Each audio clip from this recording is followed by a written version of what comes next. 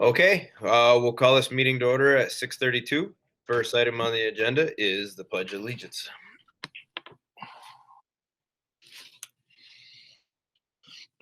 I pledge allegiance to the flag of the United States of America and to the republic for which it stands, one nation, under God, indivisible, with liberty and justice for all.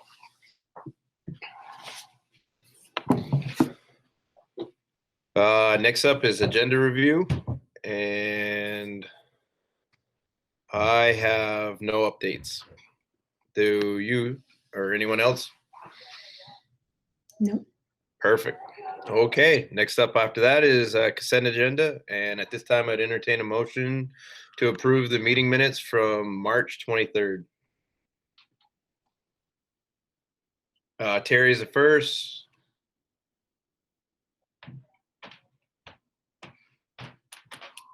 Joanne's the second. Any discussion?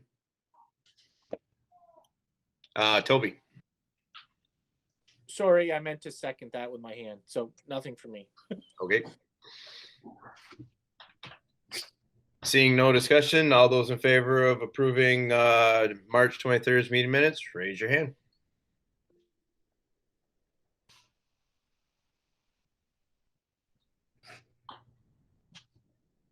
Opposed? Abstentions. So the motion carries 7-0-1. Okay, I'll move right into administrative reports. First up is the Panorama SEL data presentation, and Steve's going to present. Steve, I'm going to share the screen for Steve. Perfect. Well, hello, everyone. Good to see everybody tonight. So I'm going to give a little bit of an overview and talk in some broad strokes about the Panorama survey tool that we have begun using over the last couple of years. We'll walk through some of the specific data that we gathered this year, and then kind of how we're going to use this data and how it's going to kind of inform some of our practices over the next several months, several years, as we continue on with some of our SEL work and just some general info about climate and culture. Before we get going, can I just make sure everyone can see it? Okay, I'm going to mute myself so there's no feedback. Sure. So yeah, in a very broad sense, Panorama is an education software organization program platform that we did some research on going back about 3 years now.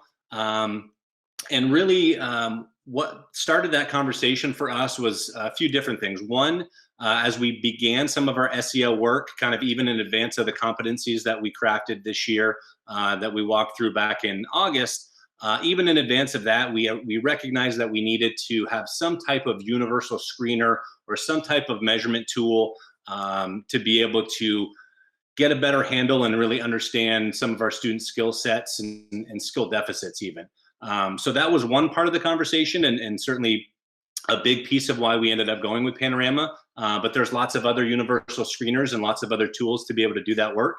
So one of the other reasons that we decided to go with Panorama, or one of the things that kind of informed the research that we did on this, was really how do we capture and make sure that we include student voice in what we do. And obviously not just with some of the specific detailed questions that they ask, but just in very broad terms, how are we making sure that students have their voice represented in the way in which we build programming and the way we offer supports and intervention and all of those kind of connected things.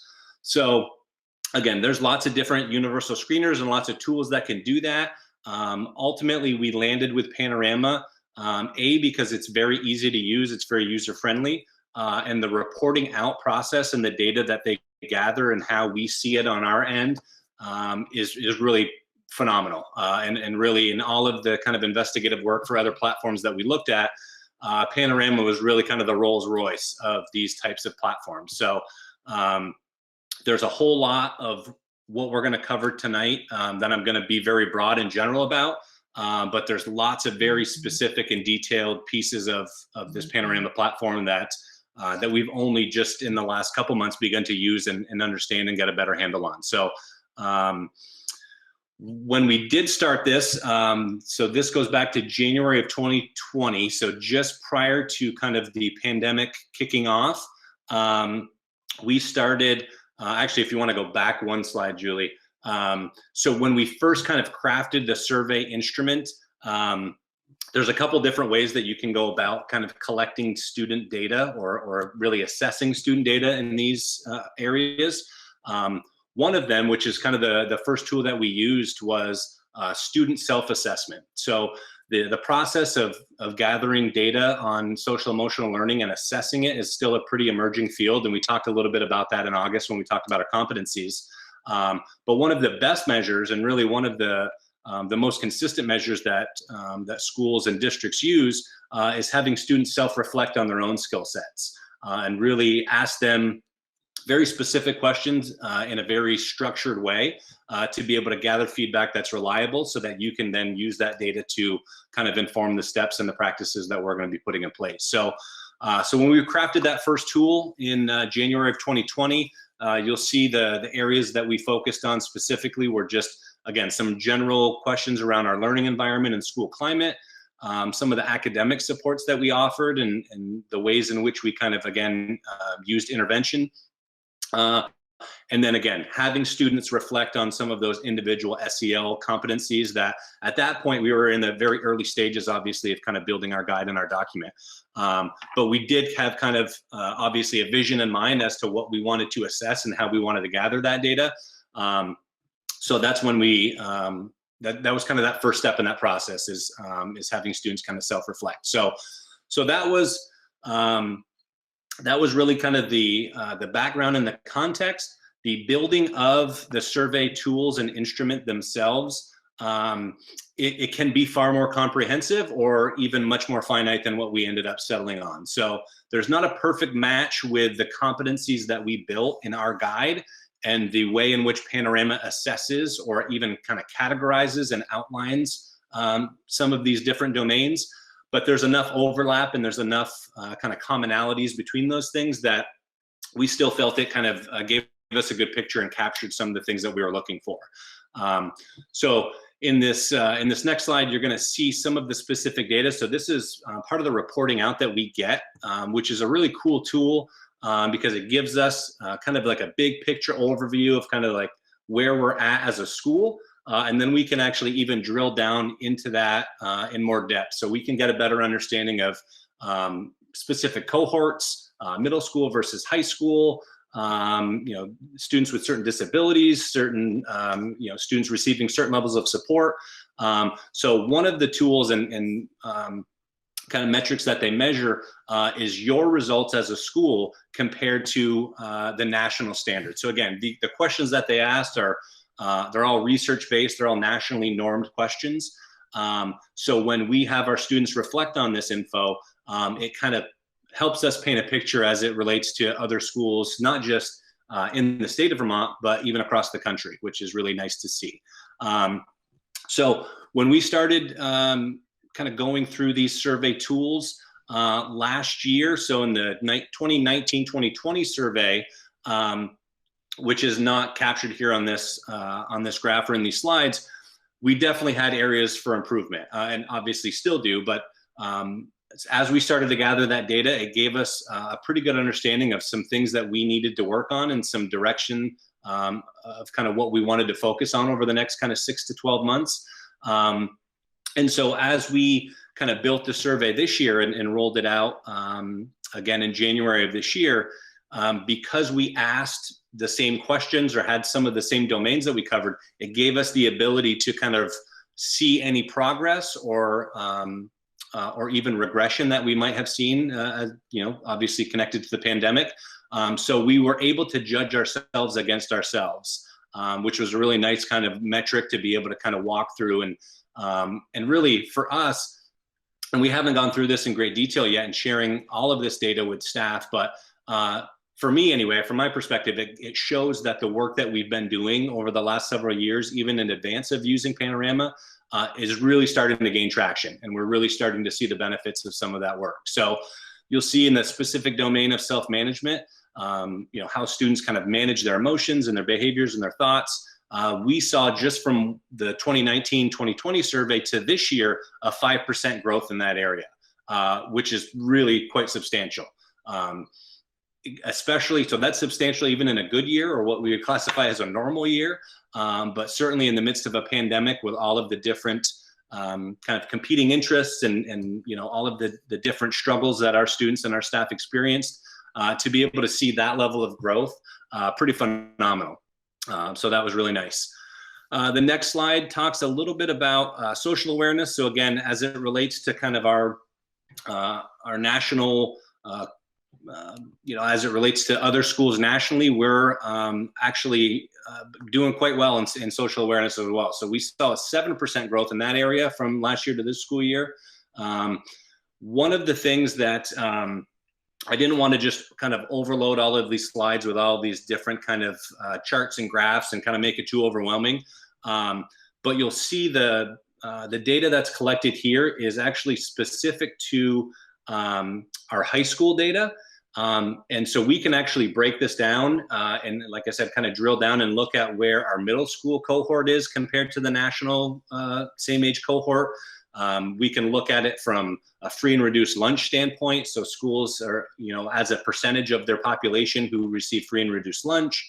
And so all of these kind of different metrics and kind of the breakdown of that data. So we're, as it relates to high schools, kind of in that 61% area for social awareness, depending on how we gather that. So if you kind of go into the dashboard and look at like free and reduced lunch populations, for example, we're actually we saw even more substantial growth, and we're even a little further along that bell curve. So again, as we started to collect this, there's just so many tools and so many ways to really break this down. It gives us a really good idea of all of the different pieces that are connected to some of this.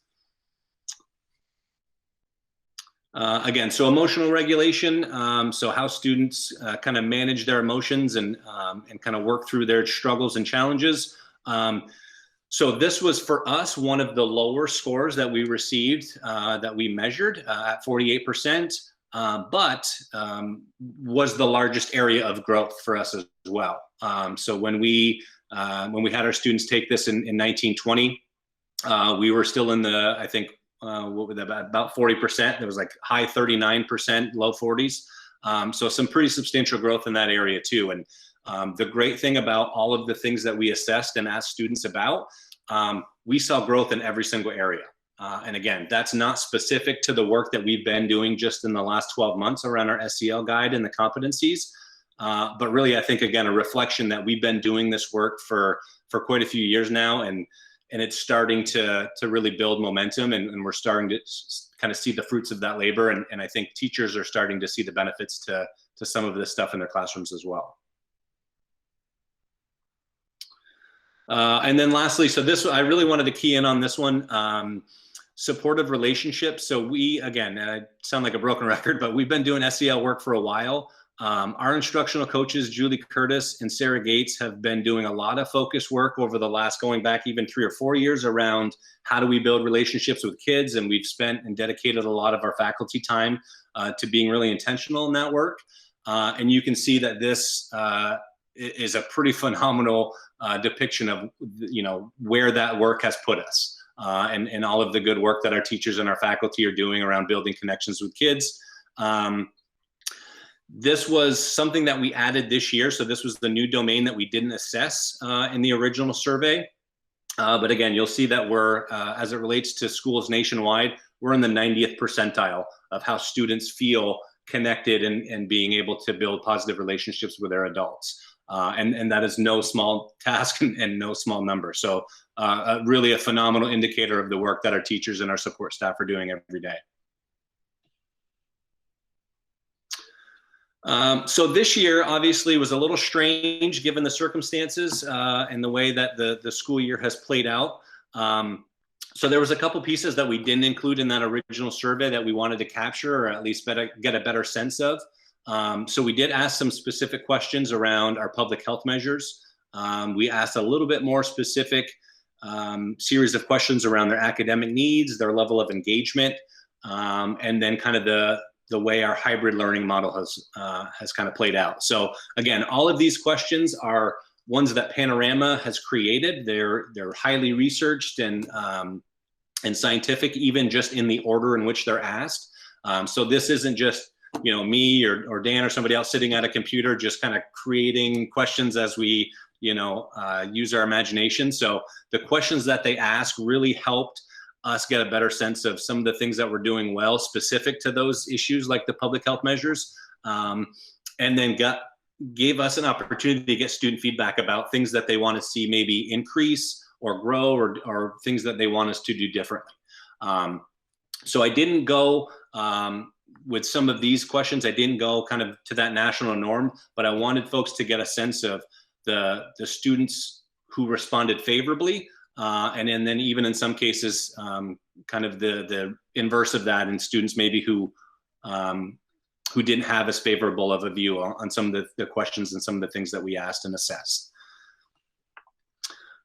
So you'll see, again, as it relates to some of the COVID protocols and COVID issues that we handled over the course of the first 6 or so months of the school year, we had 77% of our students that thought we did, as a school, a pretty good job of keeping them safe and making sure that their health was really paramount in all that we were doing. So that was certainly great to hear and great to see that they had that level of feedback. And then again, 64% of students thought that it was fairly easy for them to kind of navigate some of these changes to the school year. And so again, obviously all of the work that our administrative team, both at the school level and at the district level, did in advance of the school year opening and all of this, the COVID protocols that we put in place, it was nice to kind of get that level of response from students to see that they were able to kind of navigate those things in a way that that didn't make their days any more challenging than what they already were. So academic needs, again, kind of just a quick snapshot. There's much more data here in the full survey than what I included, but we had 73% of our students respond that they were able to get help and support with their academic concerns and needs, and then actually over 90%, 95% said that they had the physical resources to be able to kind of navigate their online and remote learning opportunities, which admittedly was much higher than I anticipated that specific piece of information to be. Student engagement, again, so this is where we saw some of the some dips in some of the numbers and some of the data that we got back. Less than half of our students felt that they were favorably, well, how Panorama says favorably, but less than 50% of our students felt as though they were fully engaged or fully invested in their learning. And much more questions, obviously, within that domain than what was just posted here. But one thing, again, specifically to key on here, I think that last bullet around how difficult or easy is it for you to stay focused on your schoolwork, we saw only 36% of students feel that that was something that they could attend to consistently.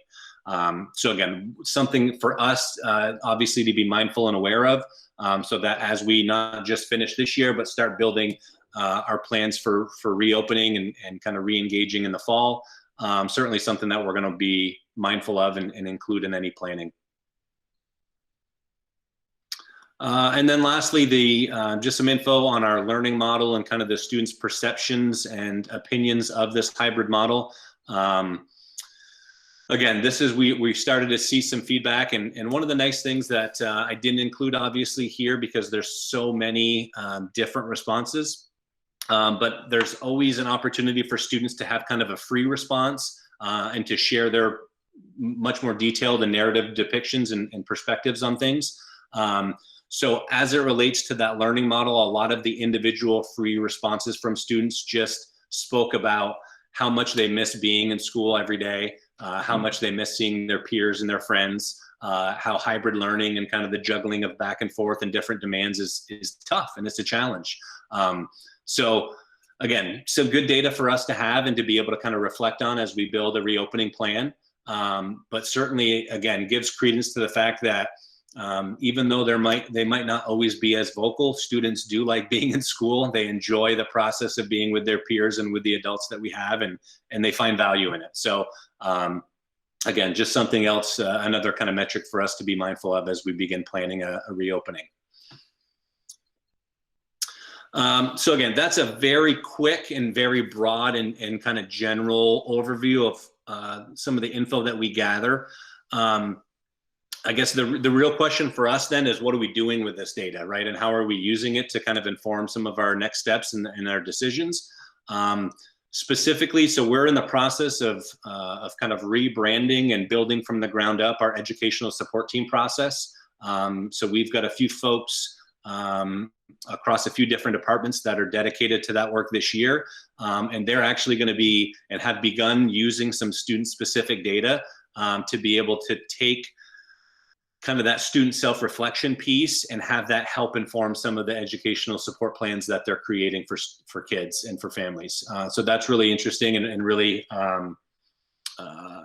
really helpful as it relates to some of those plans. So much of what we do is just, really reflecting and using teacher feedback, but it's certainly nice to be able to include students' own feedback on their learning and kind of the things that they need to either develop or things they feel positive about as it relates to those ESTs. And then the next piece is really the big one for us. We have been working pretty significantly on our multi-tiered system of support, and Jen has been leading that work for a couple of years now, and it's a big lift. There's a lot that goes in and is involved in that multi-tiered system of support, both from an academic and an SEL lens. So really making sure that we have the ability to use data to inform the interventions that we're using that we're providing for students. So we're still in the kind of the infancy stage of that process, admittedly. But the nice thing about Panorama, and again, one of the reasons that we decided to use this platform, is that they have the ability to pair and recommend different types of lessons or different strategies and interventions specific to the skill deficits that students are identified in having. So for us, it's a really seamless process to be able to say, a student has demonstrated a skill deficit in emotional regulation. So here's some great kind of small group conversations or small group lessons that we can offer, or here's some tier 3 level support that we can offer specific to that skill deficit. So again, still in the very early stages of what that process is going to look like and how we can use this data to kind of inform that work. But for so long, we've only kind of relied on academic data to be able to inform some of those, some of that MTSS process. So now that we've got kind of the other half of the equation, it's really great to really be able to dig into that. And then the last piece, again, I touched upon it a few times, but really just using this data, not just for our continuous improvement planning that we do every year, and our individual goal setting, both as a school and as an individual, but really making sure that we can use this data that we're gathering to make sure that we're creating professional development that's clearly tied to a need. And I think, if you had asked any teacher or staff member, they want to make sure that the PD that we're offering is meaningful to them on an individual level. And this is a great way for us to be able to show a connection between the work that we've done kind of and where we are in the time and place to kind of make that next step.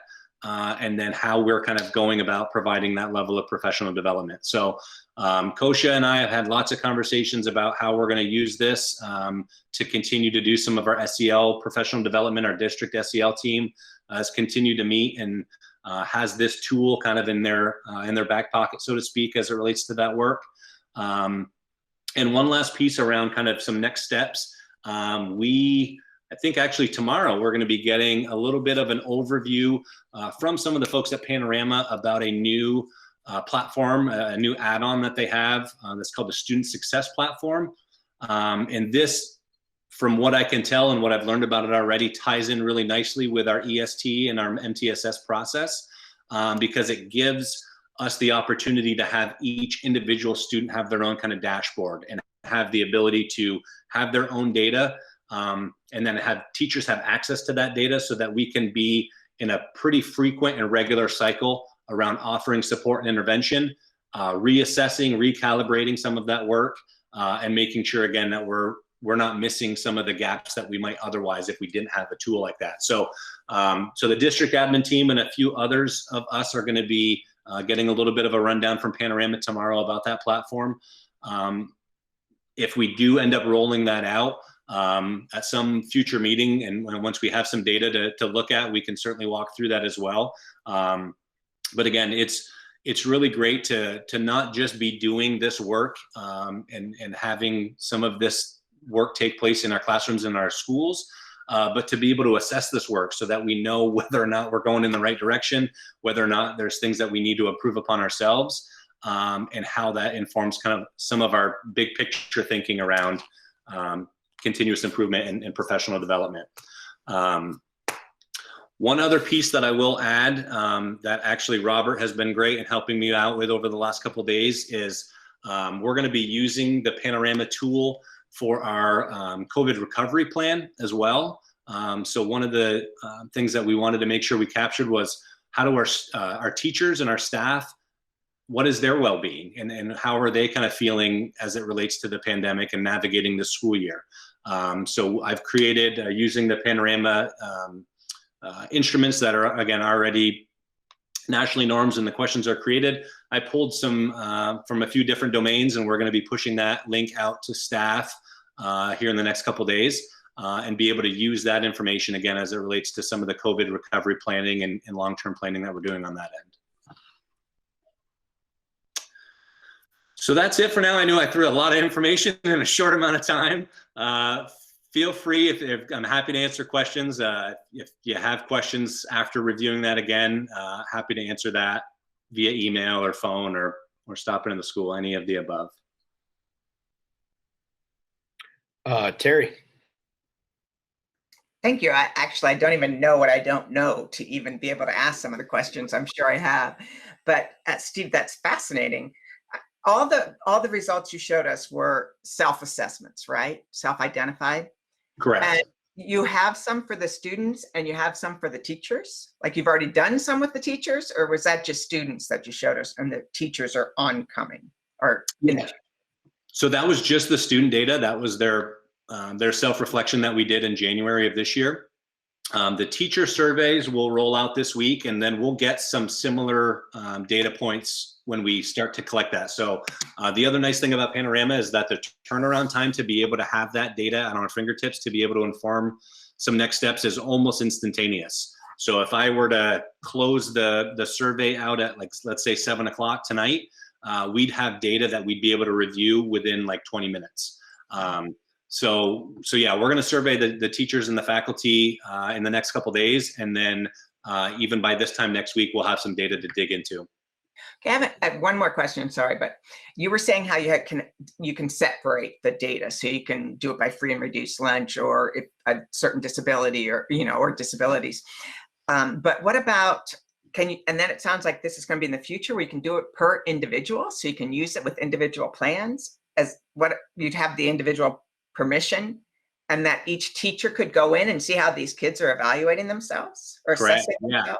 Yeah, and even to a certain degree, we have some of that access now. So if there was a specific student that I wanted to look at how they assessed themselves over the last survey, I literally just go into this Panorama dashboard, and there's a drop down, and I find the student's name, and then boom, all of their survey results are available, and we can kind of dig into that. So that's the nice piece around that EST planning, that we can just share that data with the folks who are creating those plans. And it's very specific and very individualized for each individual kid. One of the things that we haven't done yet, and it's fairly involved, and especially when you do it in a high school when we've got kind of this weird schedule and there's lots of moving parts. But one of the goals of this work as well is to have students assess their classes themselves, and not in an evaluated way that we would include that in a teacher eval, let's say, but just some good anonymous feedback that teachers and staff members can get about how students feel in their own classes and kind of how they navigate experiences as well. So we haven't done that yet. That's another tool that is available to us through this Panorama process. But again, we've really only just kind of scratched the surface on what this can do and how we can use this data to inform some next steps. And can I just ask one more question, if you don't mind? And that is, I mean, sometimes people that are more, let's say, emotional intelligence, what this is measuring, sometimes can rate themselves harder than people that say don't have that awareness, to even have the awareness of how they should be, rating themselves. Does this business, or I forget, Panorama, do they take that into account? They've got all the statistics on that. They've done all the research. Yeah, it's really fascinating. And as I started to do some research on the work that they do kind of in prep for creating these survey instruments, I mean, they've got two, I think one's a Harvard professor and like an MIT professor that are actually helping to build these surveys in a very scientific way. So yeah, they factored that in. If we ever wanted to expand this across the whole district and not just the middle and high school, the self-assessment tool for students only starts at grade 3. So that in their mind was kind of the cutoff point for students to be able to have an idea of their own kind of self-perception and their own skills. But yeah, they ask many of the same questions, just in different ways to make sure that they're getting kind of an accurate reflection of that data. Gotcha. Thank you. Thank you. Very helpful.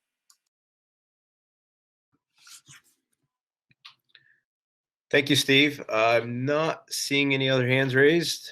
Thank you very much for the presentation. A lot to digest for sure. I'm sure there'll be more questions in the future.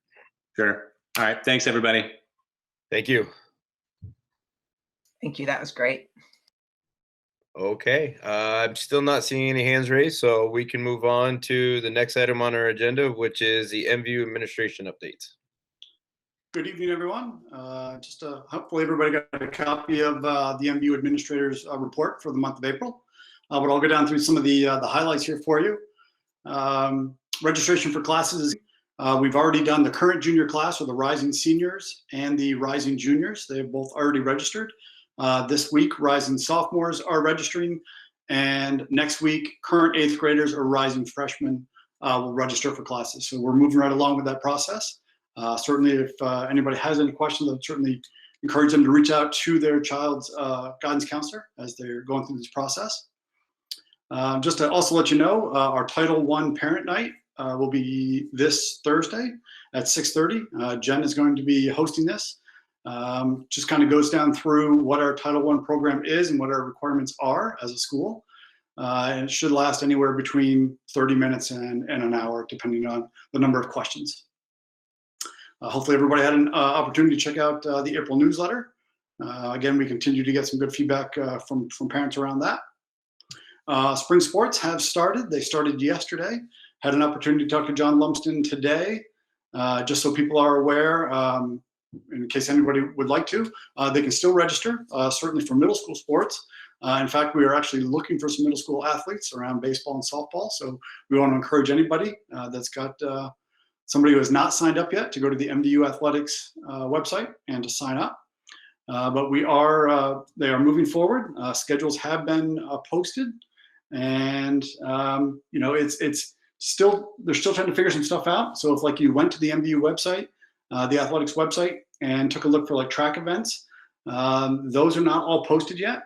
Right now with the guidance, it says that you're not supposed to have more than 150 people at a certain event. And so they're still trying to figure out, like for some teams, some schools have 90 to 100 athletes. And if you were to invite another school, there would have to be less than that. So they're still trying to figure all that out. So there's some of that that's still getting figured out, such as the track. But most of the sports, the baseball, softball, are already listed on there. Want to let people know about the vacation tutoring option. Over February break, we had about 40 students take advantage of it. We had 6 licensed teachers who came in and helped to tutor students during that time. We're going to be offering the same level of support here coming up between the 19th and the 23rd. Again, breakfast and lunch will be provided. We've got quite a few signed up already, but we still have some slots available. So if you've got somebody who is in need of some support, certainly reach on out. And the hours of that are 8 to 12 each day. I put on there a link to the barn cam. Hopefully you had a chance to check out Bella, the new baby goat. She is on there with her mother, so Abby. So if you get a moment, check them out. And just to kind of make sure people are aware, We are still looking at high school graduation and the middle school celebration. We are still planning for Friday the 11th for the high school graduation, and we are looking for Monday the 14th for the middle school celebration. As of right now, Monday the 14th is the last day of school. Again, we continue to monitor the positivity rate, and we continue to monitor the guidance as put out by the state, but we are still planning to have a high school graduation and a middle school celebration at this time. Just so people are aware, I did send out a letter to all of the 8th grade just the other day explaining where we're at in the process and what it may look like. Again, there's still lots to be decided between now and then. Wanted to give an update around the SBAC and the Vermont State Science Assessment. Those tests are going on right now. The 8th grade took the Vermont State Science Test yesterday and today, and the 11th grade will actually take it next Wednesday on the 14th. We're asking all 11th graders to come on in, and Jen has been working hard to figure out a schedule for all of that and figure out all the proctors and just to make sure everybody's COVID compliant and doing everything. So she's been working really hard on developing an SBAC schedule as well. 7th and 8th grade will be taking their SBAC testing after the April break.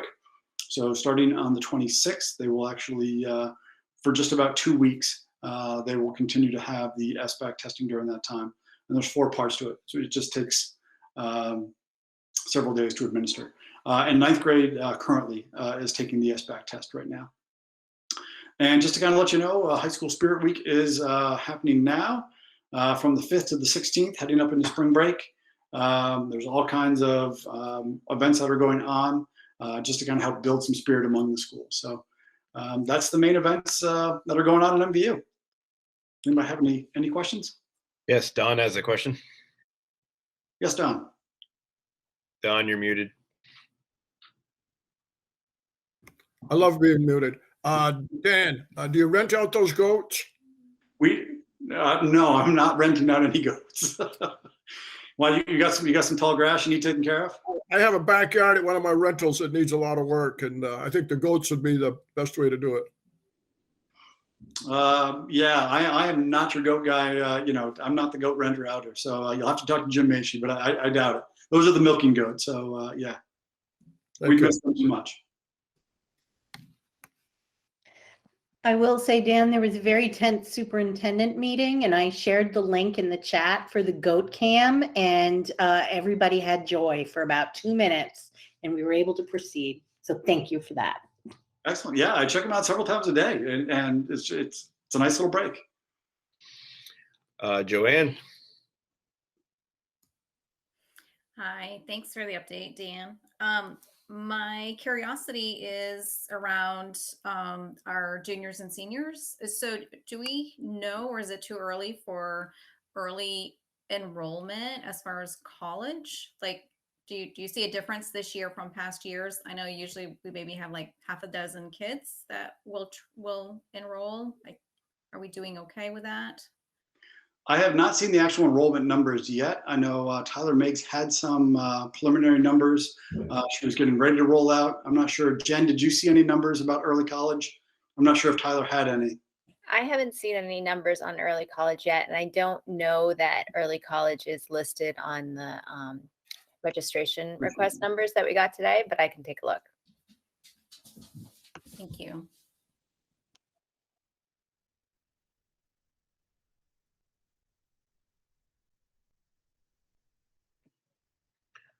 Any more questions or comments for MVU administration updates?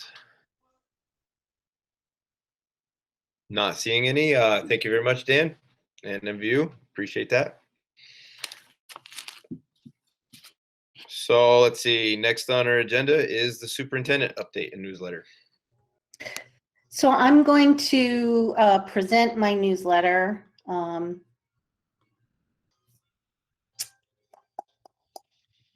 Here we go. I first just want to start with sharing, and we've done a little bit of press release in terms of social media around having Chris Dodge as next year's Swanton Elementary principal. And this text here is how he introduced himself. And so I wanted to make sure you all had an opportunity to see that, excuse me. What I really want to focus on right now is, and why I'm sharing the screen, is the reopening of MVU in terms of 7-12. The governor talks about it every time he speaks. And we've been getting a lot of questions and a lot of folks buzzing in the community. So we wanted to say that we are planning and we have ideas, but the written guidance has not yet been released. It's probably being sent to us now or tomorrow, but it is supposed to come out this week, the education specific guidance. We expect it to be cut in half, 40 pages to 20. We expect it to be more universal, so you don't have to look at the Department of Health or Department of Commerce to find how you do certain things. It's supposed to be more universal. Anyone who saw the governor's press conference today sees that he has a multi-phased plan over the next few months to get things back to much more like normal, and a lot of it has to do with the vaccine rates in our community. But I wanted to make sure that you saw a little bit, or we preview a little bit of MVU's thinking. So first of all, it is an aspirational goal when the governor keeps saying we want kids back in school after April break. That's always been an aspirational goal. He wanted to just really drive the conversation and get people thinking about that. Our work at MVU, the team there, has been primarily focused on students in grades 7 through 10 for the most in-person learning. It just has to do with developmentally what the needs in grades 7 through 10 are, as opposed to upperclassmen in a high school. We're planning for the material needs, furniture, use of space, all of those things, where kids can eat. A lot of that has to do with the written guidance and what it ends up saying. But we have, some of that has been sort of telegraphed from the Agency of Ed and from what the CDC guidance says. So we do expect that we will be able to bring more kids back to in-person learning. And again, the written guidance, it's all well and good when somebody says, we think that kids are going to be able to sit at 3 feet together at the high school level. Until we see it in writing, we really can't make specific plans around that. We do expect that to come this week. But we just want to make sure, because I'm getting a lot of emails from people who are nervous about this as well. Get emails from folks, when are we getting 7-8 back? When are we getting my high school students back? But we're also getting emails from folks who are nervous. So we want to make sure that folks understand that just like with the elementary schools, we really need to make these decisions based on the guidance, based on staffing, which really shouldn't be an issue.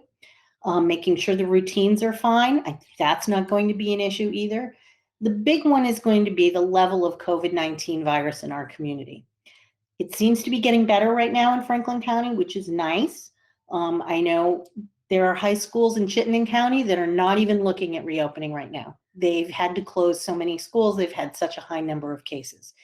So we're going to monitor really closely. That does not mean that there won't be cases of COVID in our schools. That does not mean that we won't have to go have a class go remote occasionally. That will continue to happen, I think, even next year potentially. But are we able to bring kids back so that they're learning more in person and it's less interrupted overall? That's what we're hoping, to find just that right time to do that. We do expect this spring to move in this direction, but how quickly we do so has to do with how many cases are happening in Franklin County. Speaking of cases, I want to make sure to draw your attention to the COVID-19 dashboard. We put it on our website. We were getting a lot of folks saying, could you please stop sending me these general COVID letters saying there's a case, it's overwhelming. As soon as I tried to stop doing that, then other people were saying, hey, don't stop doing that. So it's always a tough, I'd always rather over communicate. But I think I've shortened what the emails look like, and I have to give a shout out to Rusty, who created this sort of technologically beautiful, in terms of software writing, way of populating a table on our website where someone at the Agency of Ed changes their spreadsheet, and it happens to change in on our webpage. It's quite elegant, I have to say. But given that, then Rusty just told me that the state hasn't updated. It's supposed to be updated every Tuesday and Friday, and they haven't updated it since March 31st. So as soon as we do the thing, then they stop updating. I don't know what to do about that. So we're obviously still notifying folks in the more traditional email way as well. But I did want to call your attention to that.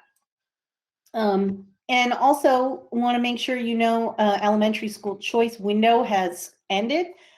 We had very few, just a handful of applications, but there were applications for each of our 3 elementary schools, and most of them are for students to start right in kindergarten in the school of choice, but there were a couple for upper grades, maybe because of students moving and that kind of thing.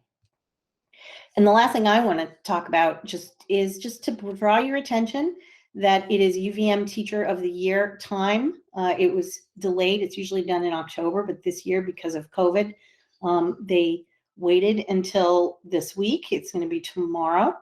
And this year, we are honoring Thomas Sumner from MVU, social studies teacher in 8th grade, and Cheryl Ostrander, special educator from Franklin Central School.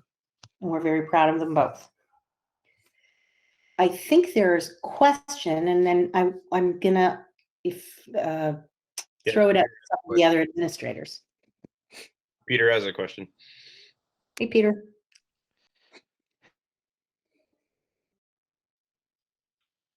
Oh, you froze up.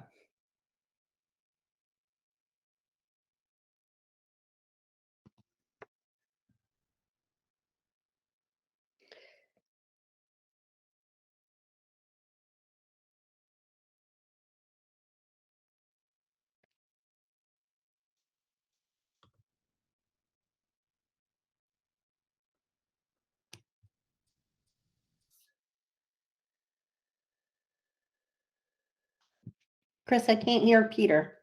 Oh, is he coming back? I'm back. What was your? I lost section, I guess. Can you hear me? I can, yes. Okay. Elementary school choice. So just to confirm, so like people that made choice and made change last year, they didn't have to do that again. Wherever their student or their child went, could stay in that school.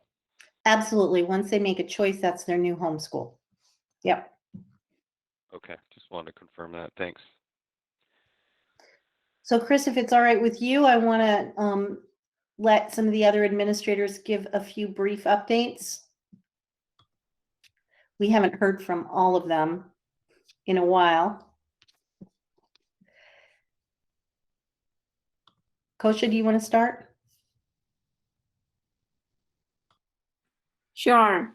Hello, everyone. This newsletter of mine is really focused on our recovery planning process. And one of the things we've been asked to do by the Agency of Ed is to really be thinking about what is our data showing us in terms of 3 different pillars, as they call them, and then how do we make a plan to meet the needs. So the 3 different areas we are supposed to be collecting data on, which we have been doing, is social emotional learning and mental health. The second one is attendance, truancy, and engagement. And then the third one is academic achievement. We know that all these 3 factors are really important for student success. So over the past few weeks, all our schools have been doing a phenomenal job of collecting data on these 3 different components. Last Friday, during the half-day in-service, they all had a lot of time with their staff, not only looking at the data and reviewing it, but kind of thinking about what does this tell us about our students and what might be some ideas that we can put into place to address these needs. So our first task, which was to create a recovery team, was completed. We submitted the names. And the second task is to actually develop an initial needs assessment. So our recovery team is meeting on Thursday, and each of the subgroups is going to look at each of these components and come up with like 3 big ideas for the district in terms of how do we address these needs. That will be reviewed by a liaison from the Agency of Ed. So that meeting is happening on Monday. We'll get some feedback from her, and then we'll adjust our plan accordingly, and it will be submitted on April 15th. And then the third phase is really to start planning. So instead of doing a continuous improvement plan for the district, we've been asked to create this recovery plan for the district. So we'll be gathering again as a team to really be thinking about what is our plan and how we're going to address all the gaps we are seeing in these 3 different components. So what we really want to do at this point is think about this as an opportunity, right? How do we use this as an opportunity to really put into place some innovative ideas to re-engage students? We have over 100 students who are either being homeschooled this year or are in a fully virtual academy. So when they come back in the fall, they've been out of school for a year and a half. So how do we re-engage those students? How do we get them reconnected back? How do we build those relationships? And those are going to be critical components in the fall before we actually move into supporting them in terms of academic needs. So we have a lot of challenges, but we are seeing this as opportunities to really start thinking outside the box and using all the resources we have to come up with a plan for our district. And then the other thing I just put there is next week, Tina Bugren, who's one of our very strong advocates and consultants from Marzano Resources, is coming to address the teachers.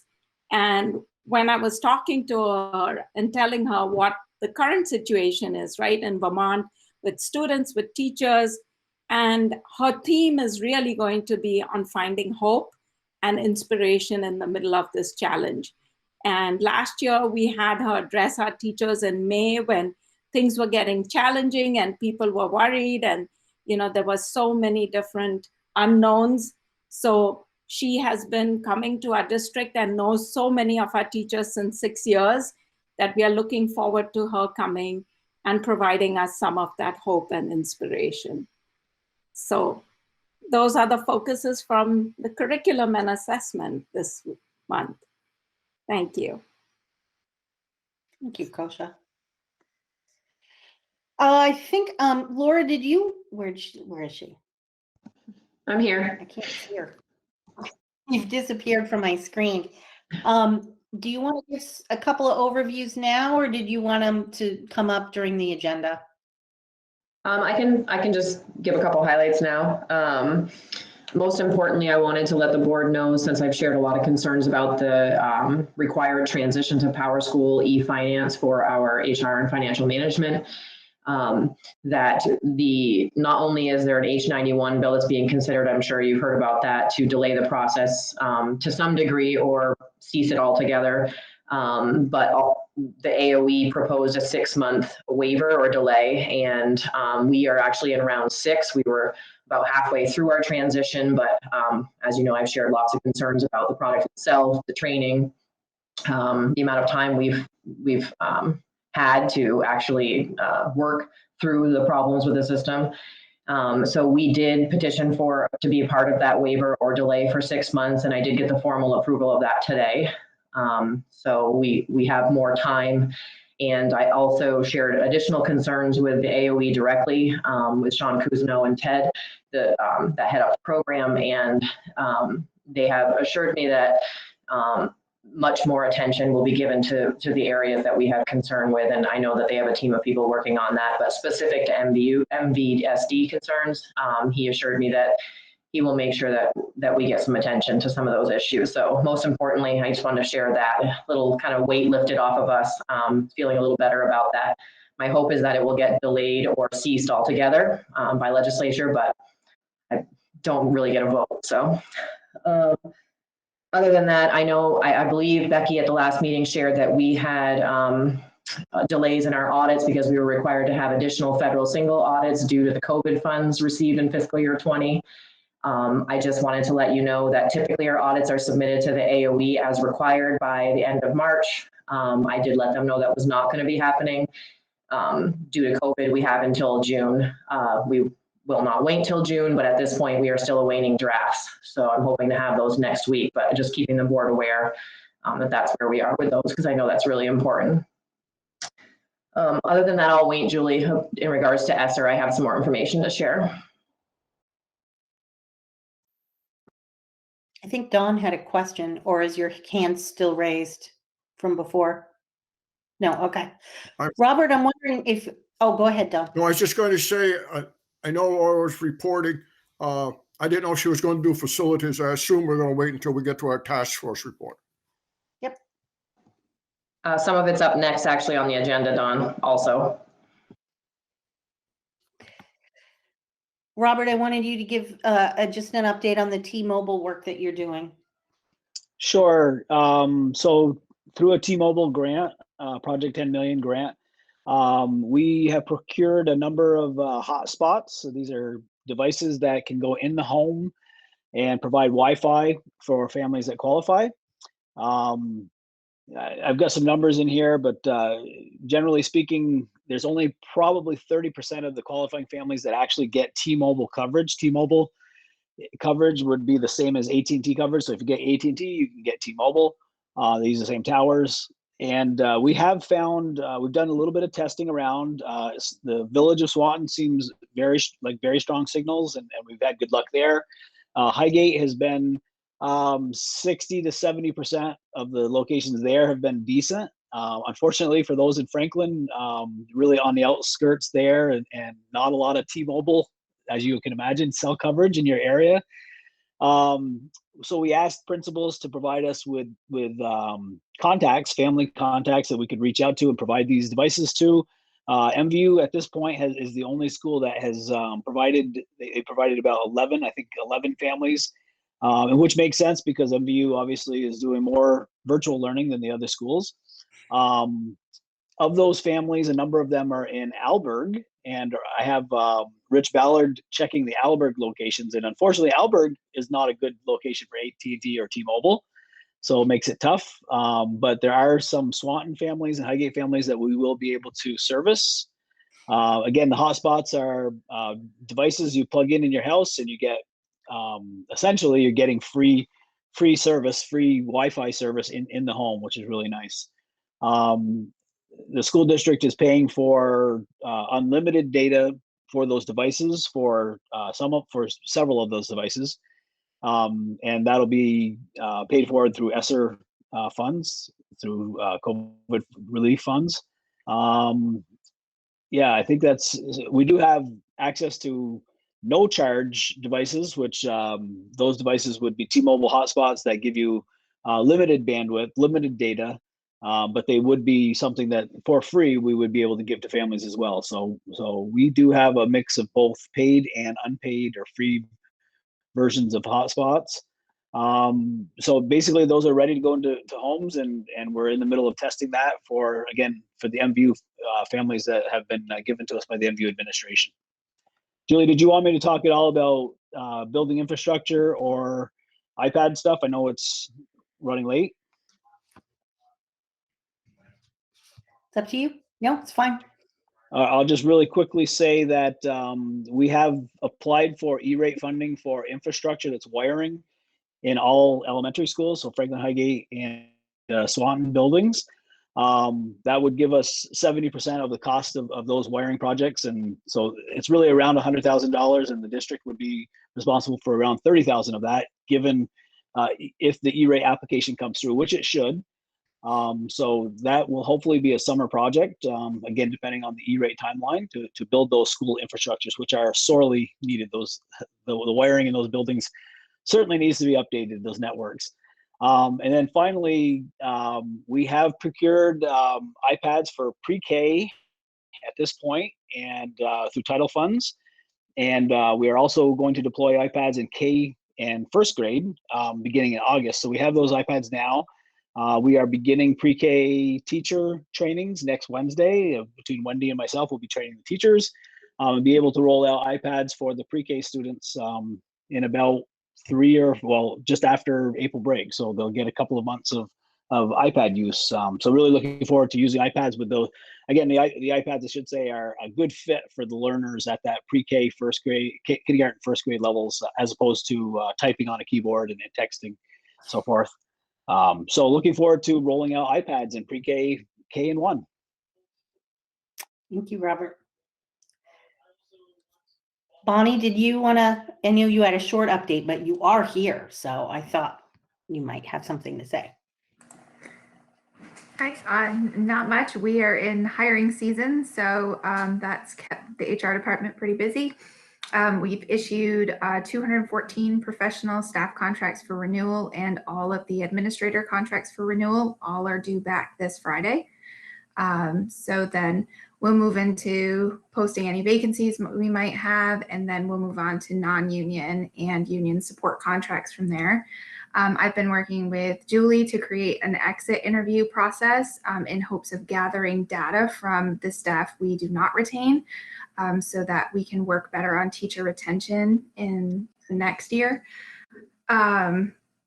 And then as the HR department, we're working on, we had to change our whole onboarding process last year because of COVID. So now we have the opportunity to decide what worked well out of that, versus our old process. So we have created a new kind of process combining the pieces we liked and didn't like to get a more efficient process.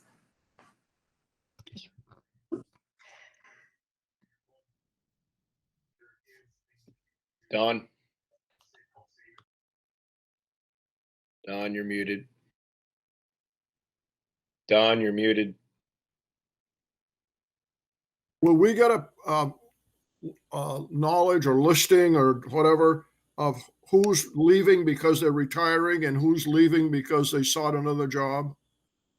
I'm always curious when I hear staff turnover, if it's, a lot of retirements or if it's people going to other places for employment.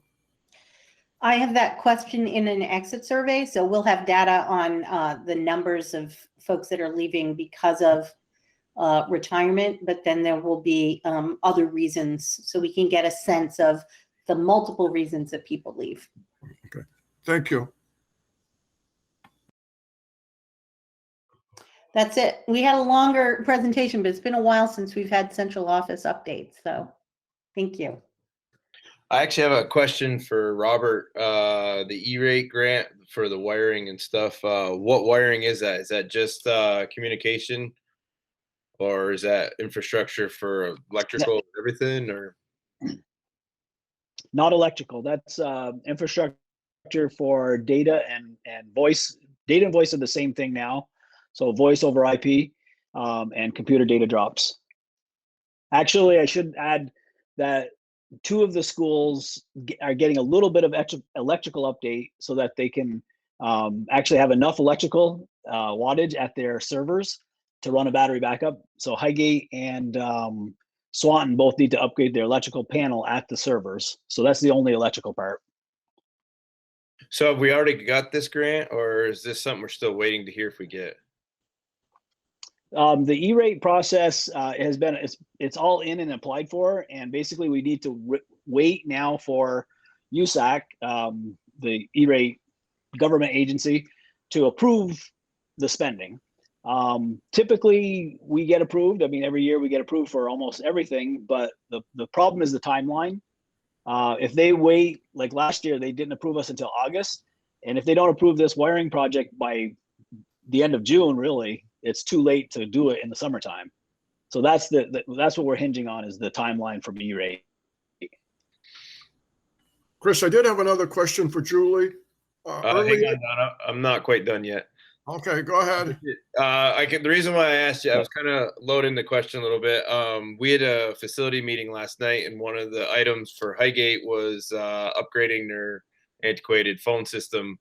And I wasn't sure if the price that we heard that it would cost us last night was including this grant or not including the grant. I guess that would be more for Laura, but It's not including the grant. It should. Yep. The pricing I gave you is not including any grant funding.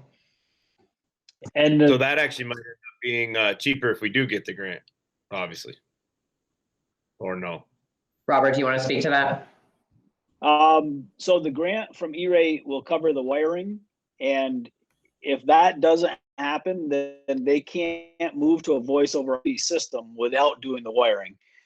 So I don't think, if it's not including the grant, I think that means that the voice over IP system would be another, I think Highgate's is around 30, I want to say 35,000 for wiring. So it would be a portion of that. So I don't think that was included in the voice over IP discussion that you had, Chris.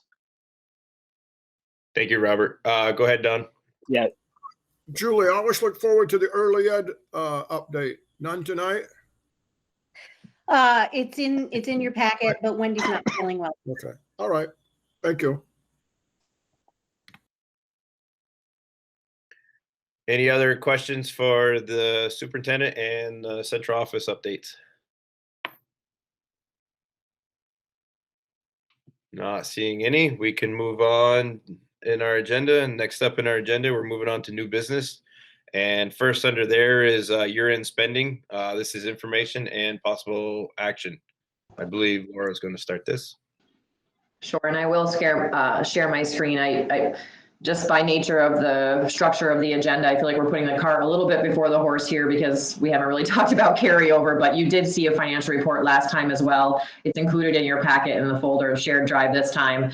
You know, we're still projecting a significant carryover, which has prompted us to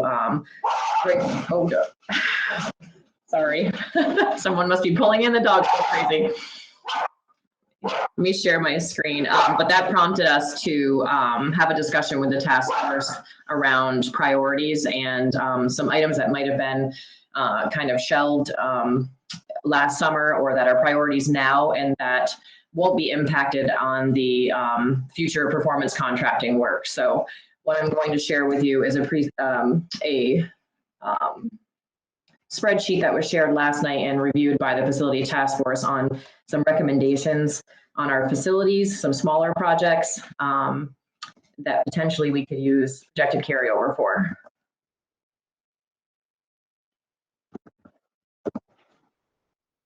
Hopefully my dog will stop barking.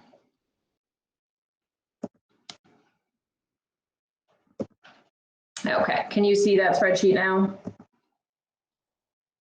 Yes. Okay. So again, this is a spreadsheet that we shared last evening. I will let the facility task force speak more about it, but it's basically broken down by school with these smaller size kind of projects that we could complete prior to the end of July or within the constraints of the end of our fiscal year and our processing time at the end of the year, kind of our 13th month, if you want to talk accounting terms. But these are recommendations made by the facility directors. They have all been vetted by the performance contracting company, which is EEI, to confirm that there wouldn't be any duplication of efforts or funding if we move forward with these smaller projects now. I will tell you that some of these projects, for instance, in Highgate, the exterior door replacement, MVU, the trailer roof replacement, the kitchen access door and unit. Those are things that they were budgeted for in fiscal year 22. They were part of the facility budgets. But if we can move those items out now, that's just going to allow us more flexibility next year when we have ESSER funding and we're really trying to maximize that and shift funding around and again, maximize. So that'll just free up more source of funding for that. But I don't know if someone from the facility task force wants to kind of speak to these items, or if you want me to do that, or what level of discussion you might like to have. I can give a quick overview. Basically, if you look at the chart, it's broke down by each school. And what we, as the task force, met with the building directors, and they came up with their high priorities that would affect us moving forward with the EEI assessments. Because obviously with the EEI, we're looking for the heavy hitters were energy efficiency. So we didn't want to do anything now that we could get grant funding for later or something like that. And the biggest thing, each school highlighted their big problem. Franklin's was their fire alarm. They actually had the system go down over a weekend and left them very vulnerable.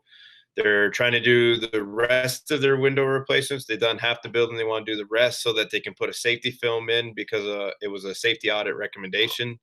They have large windows at ground level, easily broken. They can put a safety film over it, can't break in. Their demand hot water boosters at end of life, and they want to replace that. Highgate, their HVAC controls are so outdated that it creates a lot of work for Scott. And that's a big one. As I was talking with Robert about earlier, they're upgrading the phone system because it's ancient. The exterior doors, they actually part of the bond discussion, all the exterior doors need to be replaced, but they want to start replacing a few at a time. That way, say 20 years from now, we don't have to replace all the doors again, or 30 years or whatever. We're trying to get onto a cycle where we're constantly replacing them. So it's a much smaller item to pay for at a time instead of trying to do them all at once. So they're planning on replacing all the emergency exit doors facing the playground, which I believe is 8 doors. For MVU, there was the trailer roof needs shingles on it. When the shingles are starting to come off. Steam cooker replacement, that's an INS company recommendation. Insurance company, yeah. The ag building rear door, that needs to be replaced. The kitchen access door, it's actually severely rusted and starting to cause some issues, so they want to replace those. There's some sewer lines for the ag building and upgrades and engineering that they want to work on. They don't have some finalized quotes yet, but we put in not to exceed limits for the ag building drains and the ag building sewer line upgrades and engineering. For Swanton, they have a small playground swing structure that was, the welds were all broken. It was a safety concern, so they put it out of commission. They'd like to replace that. They have a scoreboard that I guess hasn't worked for quite a few years, keeps getting pushed back. They'd like to address that. And then in Babcock building, they have some bathroom draining problems. So they're requesting estimates on that, and we put a not to exceed limit on that as well. So if you tally them all together, it's about $345,000 in upgrades that we can do this summer, which will greatly help our buildings, but at the same time not affect our EEI assessment, which there'll be a lot more to come on that later in the agenda. But Chris, I will just highlight the items in red. I will say the facility directors are working as hard as they can, as quickly as they can, to try to accommodate getting quotes and accurate numbers and trying to make sure this work can happen. So even since yesterday, in Franklin, the window safety film, Steve has been going back and forth. There's sort of 2 different versions. I had $10,000 in there. That was based on a quote that he had in hand. He's been talking with them again, and there seems to be kind of like the lower end model, which is now 15.8. Of course, they know there's federal funding out there, and we were afraid of this happening. And then the kind of the higher level, the more secure film is now 21.5. So that's kind of an option for you there. Of course, Steve would like to go with the the safer option. He thinks it's worth the investment, but I wanted to be very transparent about that change. I was able to reduce the demand hot water booster number. The real estimate came in at 12,901. We had put in 15,000. I also would like to mention that we, Jen Wright in the Franklin Hot Lunch Program, and Carolyn and Steve, myself, and Marnie have applied for an equipment grant through the food service program. We may be able to fund that or get reimbursed for that funding, for that investment, but that's unknown right now, but we have applied.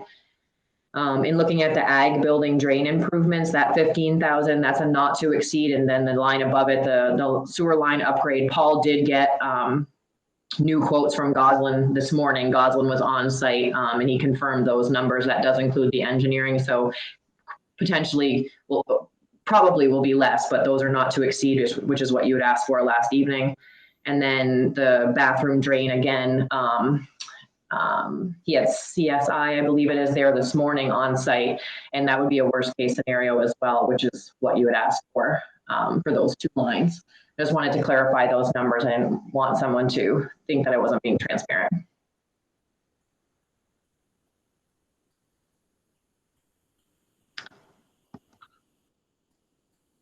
I can stop sharing. I'm waiting for Peter to see if he has any questions.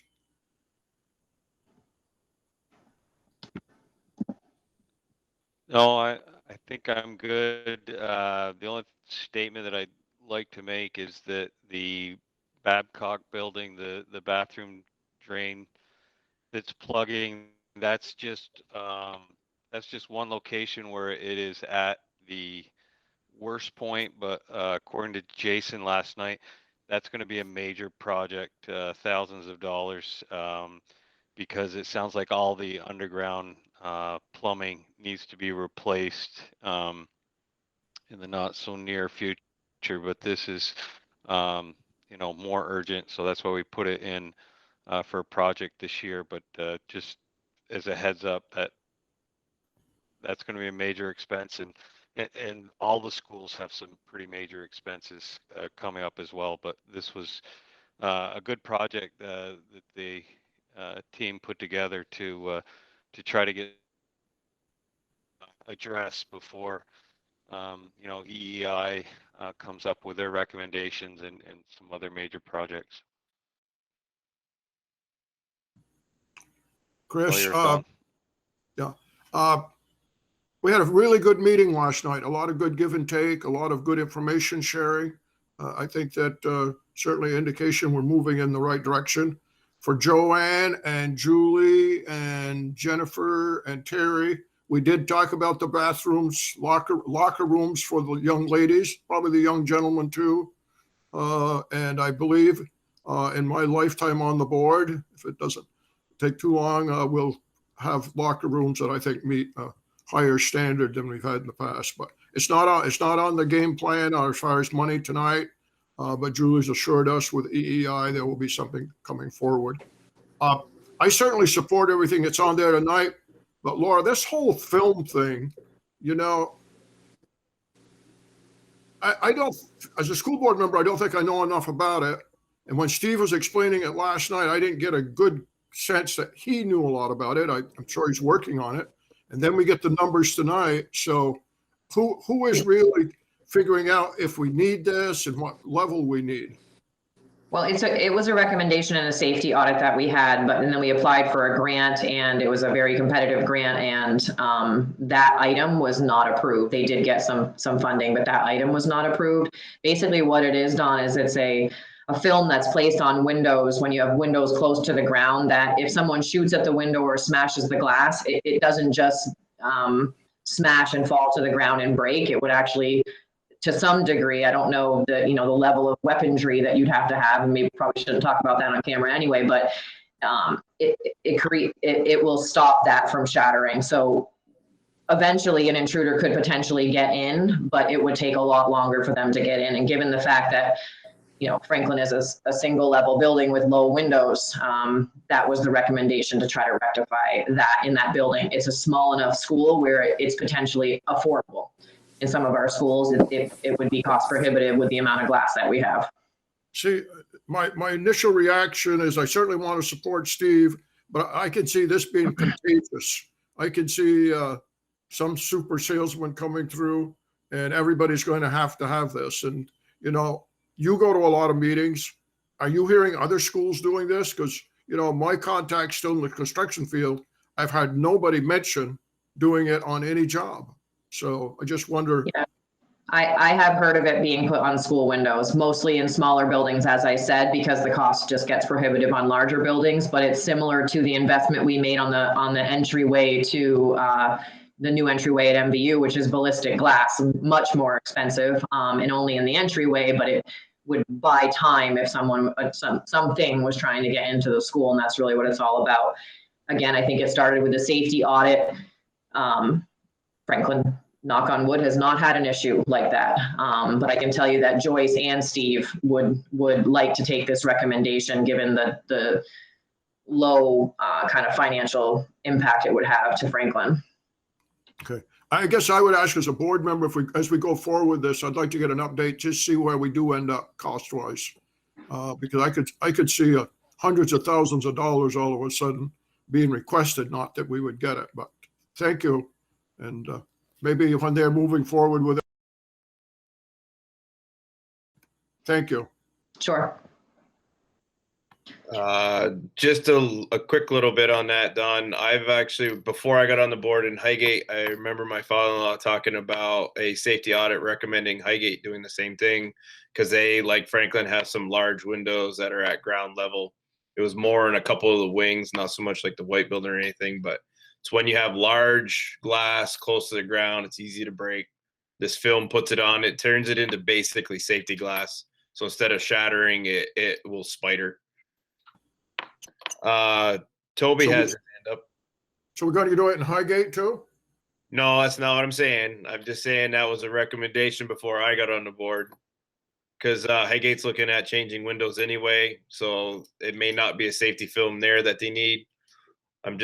It's something I have heard of, and I have heard of it on a lot of industrial buildings too.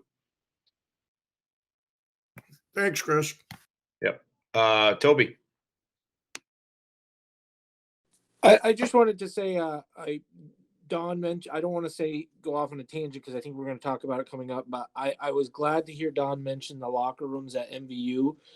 And I think that would be a great sense of pride for all of those kids using those locker rooms.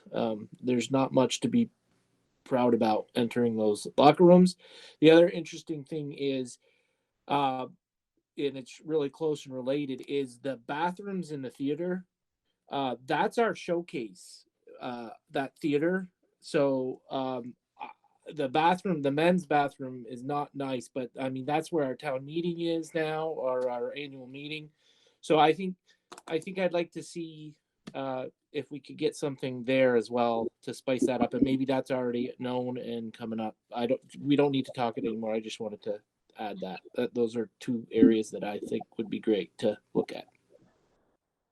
Chris, I was wondering if maybe I should back up just a little and give a brief overview for the new board members on kind of where we are with the process.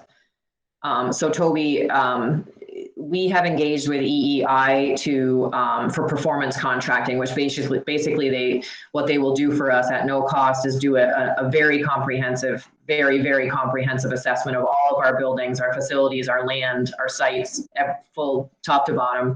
And then they will come back to us and help us create with the facility task force and the board long-term planning, both short and long-term planning, and prioritize with many different options, from cheaper options to complete revamps of schools. So that process is just starting with EEI. Those people are spending a lot of time in our buildings, but really the intent there is so to be more purposeful with our planning, take priorities from the schools, the administration, the board, the task force, and apply those, but to the data that this company will provide for us, and make priorities. I will tell you that locker rooms, bathrooms, regulation, ADA compliance, things like that, safety, security, mechanical systems, athletic fields, sewer, parking lots, roofs, all of those things are being considered, and that information will be coming to the task force and the board to work through and prioritize.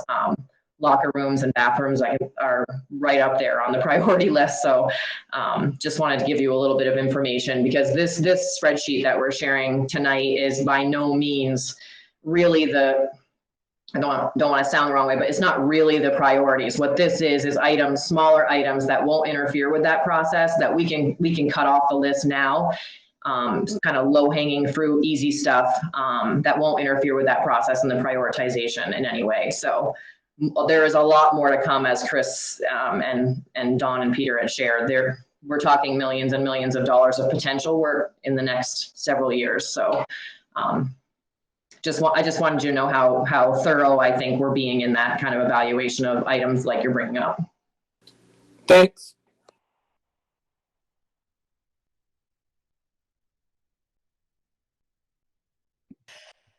So Laura, are you looking for a motion to approve this? I was hoping for a recommendation from the task force to approve these items as discussed last night. Yep.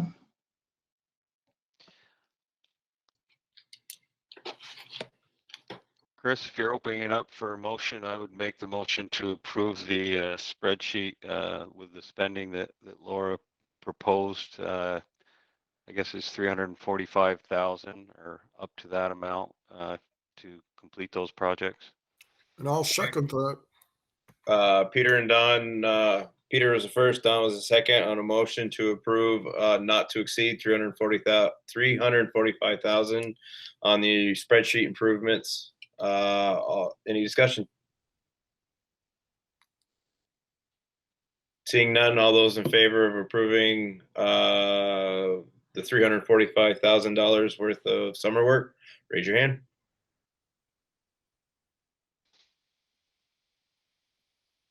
Motion carries 9-0.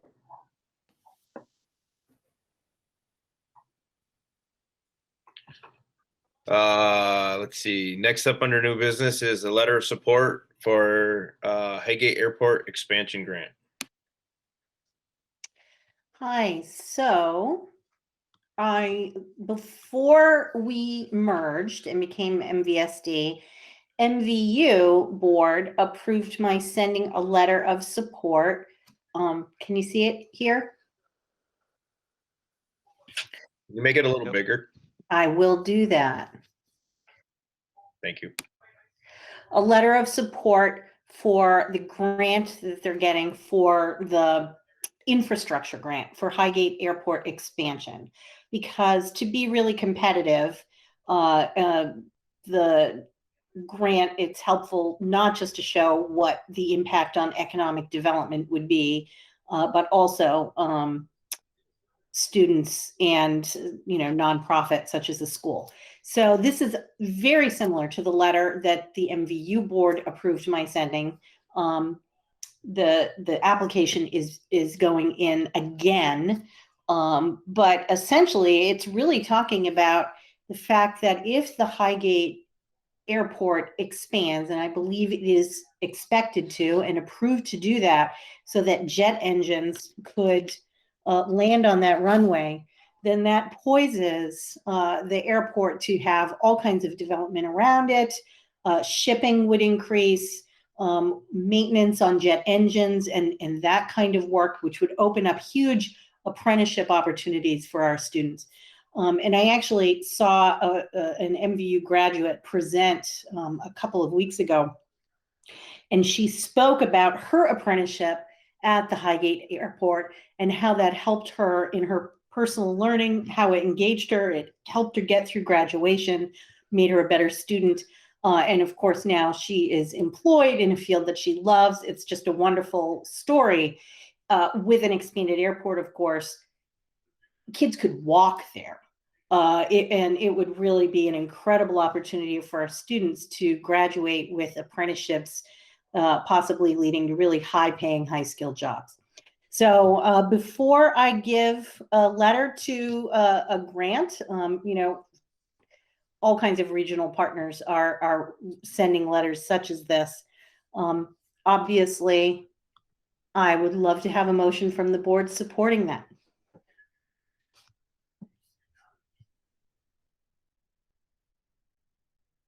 So at this time, I'd entertain a motion to support the letter to the Highgate Airport expansion grant. Terry's So the moved. first. I'll And second. Peter's the second. Any discussion? I think there's a typo in the letter that you showed us. Thank you, Donald. I'll double check it. Though and through. What do you know? Thank you, Don. I'll check that. Other than the typo, is there any other comments? Seeing none, all those in favor of approving the motion to support the letter, raise your hand.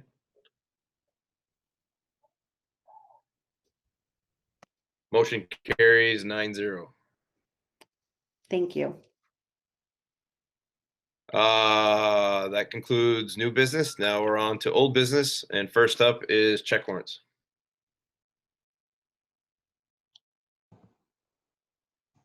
Not sure if one of the financial committee members would like to read those. Steve usually does that, but Terry, you're here.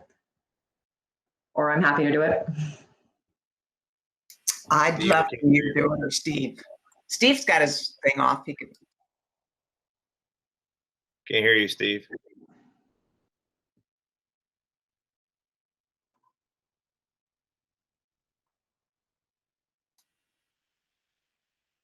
Something's not working with Steve's sound. Laura, do you have it? I'm sure Steve wouldn't mind. Would you, Steve? No. Okay, yes, I do. And it's in the shared drive as well, along with the backup, but these are check warrants for the month of March. Accounts payable, $860,345.26. Payroll checks, $29,354.83. Payroll other disbursements, which includes direct deposit of payroll funds, federal and state taxes, that's $1,387,165.22. And payroll deductions, which is health, dental, retirement dues, etc., $539,292.80. For a grand total for March of $2,816,158.14.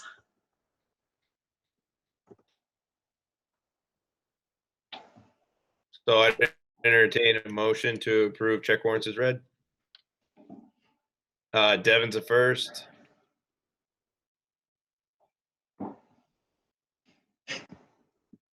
Steve's the second. Any discussion? Toby. No discussion. I was seconding it. I just got beat to it. Okay. Seeing no other discussion, all those in favor, raise your hand.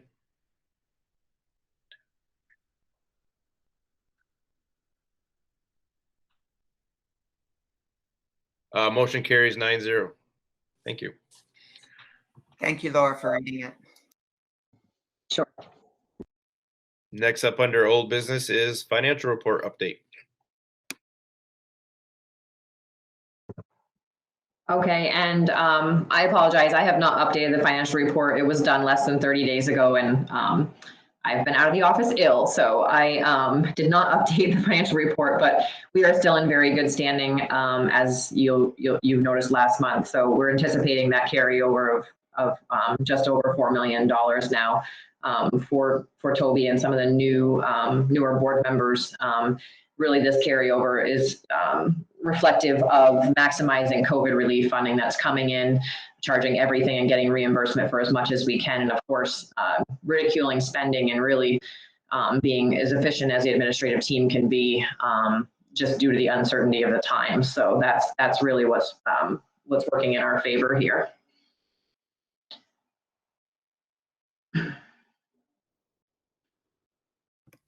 Laura, this is a conversation I think we had in December maybe, but with this amount of money, is this going to be a cliff we're going to experience 2 years from now and say, how did we get here?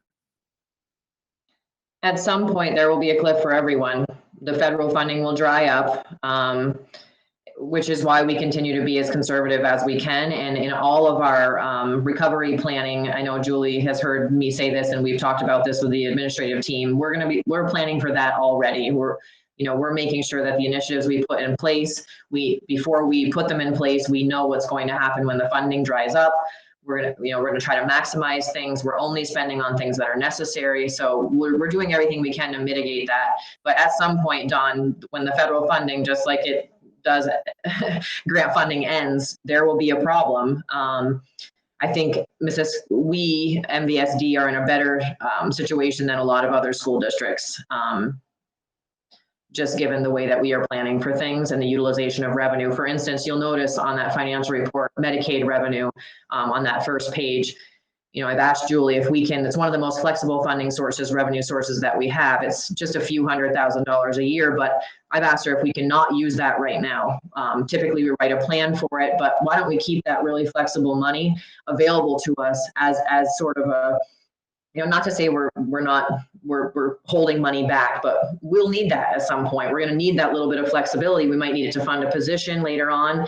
And so why don't we keep that kind of in our back pocket? And so we're really thinking about that cliff happening, Don.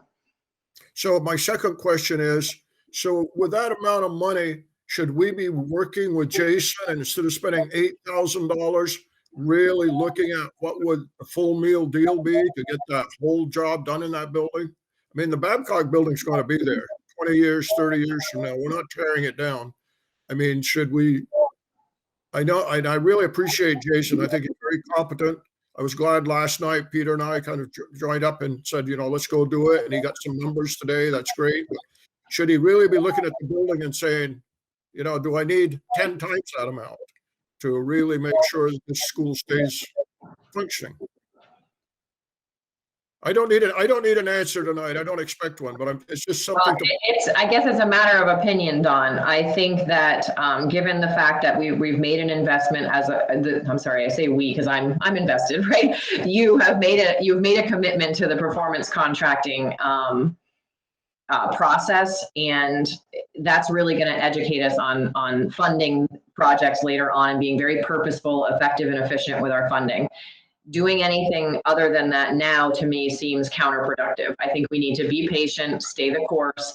We'll use this funding and this carryover to offset taxes in the following year, and we'll just keep rolling it that way if we need to. And that will be what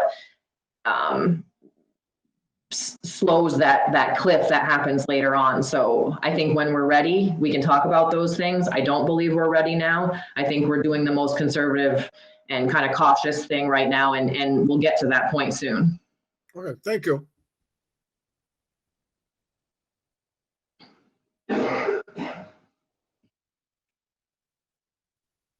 Okay, and I guess you could probably roll right into the COVID-19 financials and revenues information.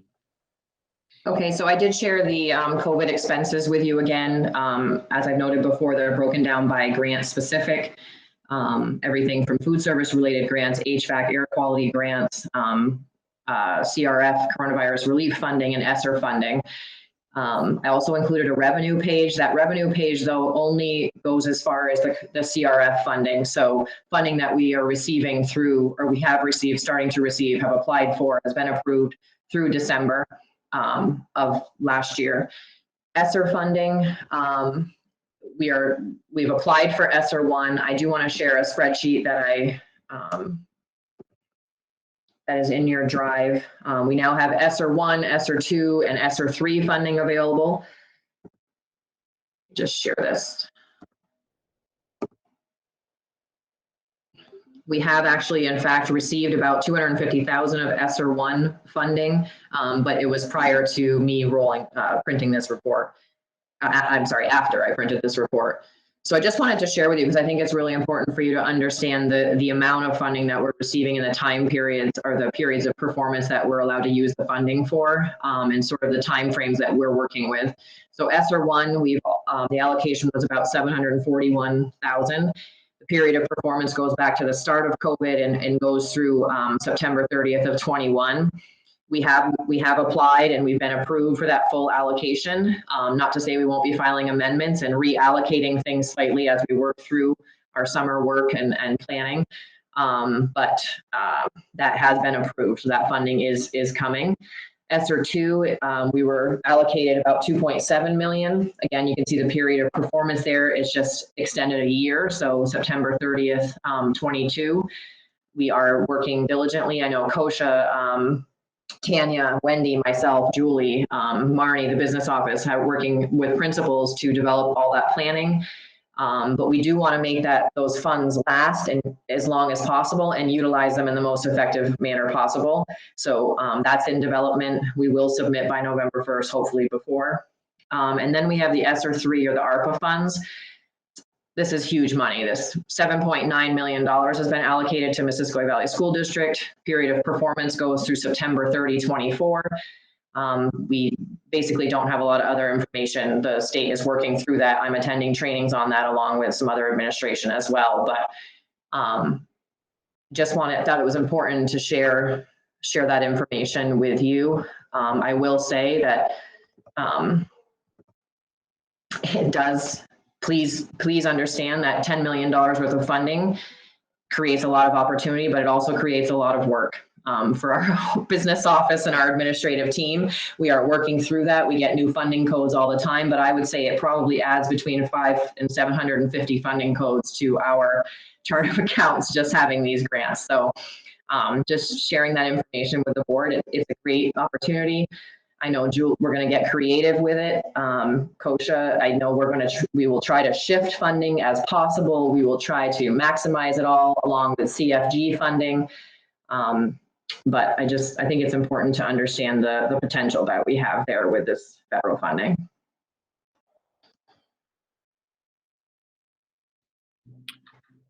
Thank you, Laura. Any questions for, I kind of moved along quick, the financial report and the COVID-19 financials and revenues update? Devin. So I know that last grant, a lot of it's to be determined. Are we expecting to have some limitations on what it can be used for? Is it more general fund kind of stuff? Like, do you have any sense of where that's headed? Definitely regulated. It has to be tied to our recovery plan. But the strategies can be written in a creative way so that it provides us more flexibility. It can be used for things even on, capital projects to improve space, to add space if it's necessary to serve students, furniture to serve students, but it can also be intervention, tutoring, summer services, transportation to get kids to school. They have a lot of emphasis, and I know our administrative team is putting a lot of emphasis on hands-on learning, things to, create a positive environment for kids. And Julie can expand on that. I'm not an educator, but it's flexible enough if we're creative with our strategies and tying them to the recovery plan. So we're doing a lot of talk about the recovery plan. It really is a big deal. This month we are collecting data as broadly as we can so that our needs assessment that will be to the state on the 15th of this month will lead to strategies that we can be creative with. And I essentially think of three types of expenditures. Expenditures where we are one-time, short-term, we're hiring a bunch of tutors or some intervention that's short-time. Then the kind of seed money. So we think that we really want to have a professional that works on truancy and student engagement. We're going to start it with this, but it'll be a temporary assignment until we then build in a sustainability plan for that. What other kind of funding can we use it, or will we share it with a neighbor district? And then the one-time kind of expenses. We build something that creates outdoor learning and nature-based or place-based learning experiences for students. Or we supplant something, if we're able to do that, that frees up other local district money so that we can use that for other kinds of projects. So we have to be very thoughtful and planful. It's a lot of money. We don't want to be giving money back to the federal government, but you immediately get folks who will say things like, "Ooh, I want to buy this shiny thing." And, we understand that temptation, but we're being very planful and thoughtful with our needs assessment, the strategies we think that will leverage student learning, student social emotional, and then the engagement piece.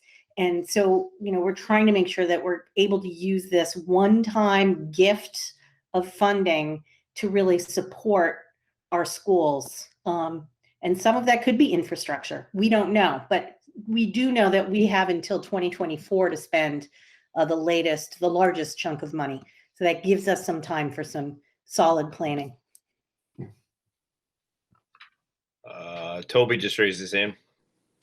So I appreciate all of that. I do think as a board member, I'm particularly interested in the plan before hopefully it's finalized, because I do think an important component of that is the community being aware of any options the community might have as far as spending some of that money as well. So I don't know where or when that happens, but I do think that the administration definitely has to set the parameters within the guidelines from the state. But ultimately, I think there's going to be some options in there that I would hope would involve the board or the greater community, depending on what the potential possibilities could be. So that's what I wanted to add. I don't know where we are in that process or if it's going to include the community or the board, but it is kind of interesting to me as a board member where we might have some involvement in potential options, if there are any, with that money, when and if it happens.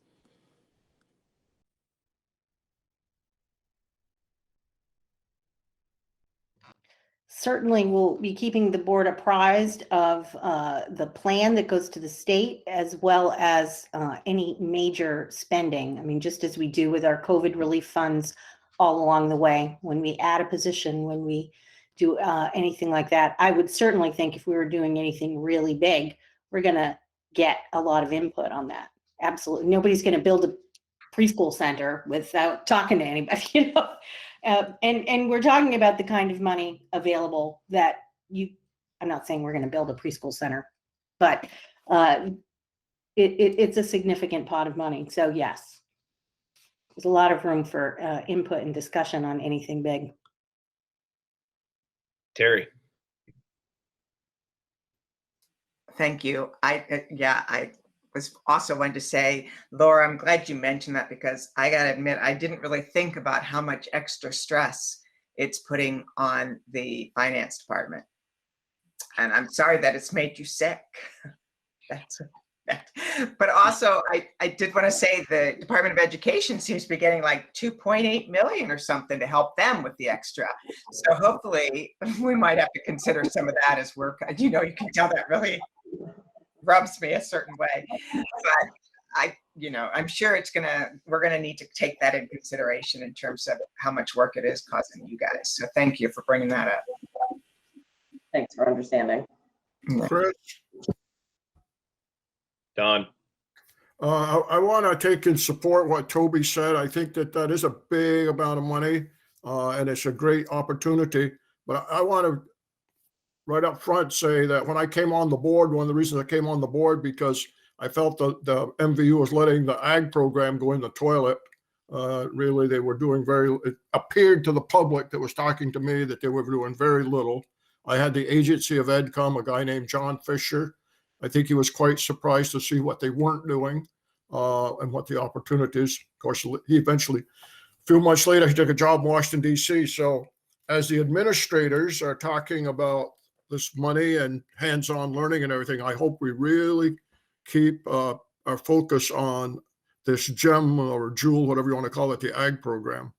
I think I think it's getting better. I think it's underutilized. I know it's hard to get teachers there, but I'm just going to keep barking on that one, because I think it's an opportunity that very few schools in the state have, and we should capitalize on it, not just say, oh, it's that building out there. Not that we do that now, but there was a time where, it's kind of like, well, it's over there somewhere.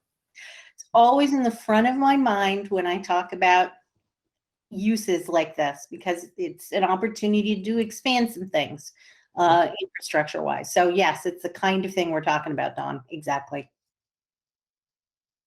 Hey, it's got a goat cam. Everybody loves a goat cam. You can't, yeah.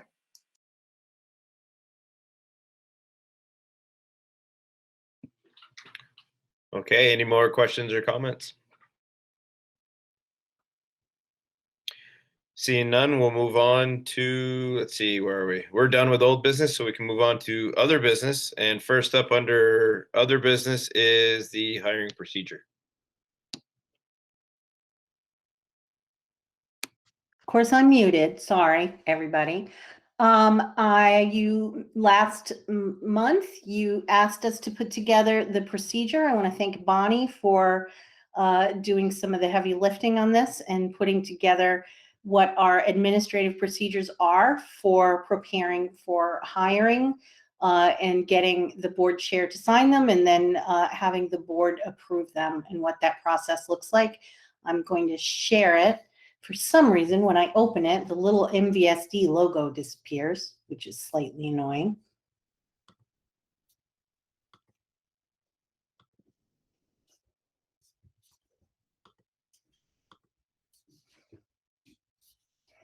I'm gonna make it bigger. Bonnie, do you want to talk through this a little bit?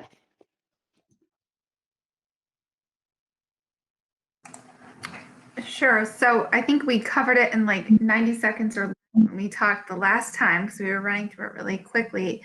But we start with the administrators requesting a position. So Rusty has helped us create a electronic system so that the administrator puts in through Google form a request for a position. Then it comes to me first, and then once I check my box, it goes to Julie and Laura to approve the position. Not until all positions have been approved by all three people do they get posted. So once they're approved by all the people, then we work with the schools to get them posted. The schools are responsible for their interview and candidate selection, and they use a variety of methods. They create interview committees. They, depending on what kind of position it is or what the timeline is or what time of the year it is, there's different methods like teaching sample lessons, observing if it's, you know, like a counseling position, maybe observing the worker with a group of students, etc. Once they have selected their final candidate, then they refer them to me. And the HR department in general, we put together a salary offer, you know, following the master agreement and how we go about doing that. Then I reach out to the candidate myself and let them know that they have been chosen to move forward in the hiring process, or I should say the administrator generally likes to let them know that they've been moved forward in the process, and then that they're referred to me. When they get to me, then I let them know what the salary is and go over their benefits package. And then if they would like to move forward in the process, then I forward their information to Julie, who has her meeting with them. They know that Julie is the only person that can recommend them for hire to the board. After Julie has met with them, then if she chooses to recommend them, then they would come back to me. I have to gather personal information from them in order to enter them into the system to generate a contract. So I would generate the contract. We now use all electronic signatures between our office and Chris, which works so much better than Chris coming in every time we have to have something to sign. Chris would sign the contract and the employee would sign the contract, and we would keep it in a spreadsheet for Julie to share with the board to then make the motion for hiring at the closest board meeting. We're utilizing this spreadsheet so you also know what open positions we have. So we're adding open positions to that spreadsheet as they're coming to us. So you're also aware of what we're looking to hire. And then it would also have the candidates on there and who they would be replacing. Thank you. I also have made this beautiful flow chart that I have to, I'm going to stop sharing this so I can, you see it in your, everything keeps closing on me. I do apologize.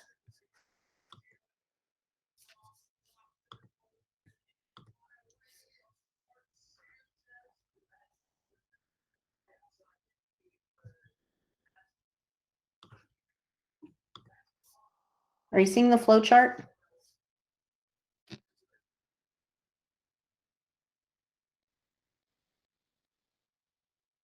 You should have a visual there of what it looks like.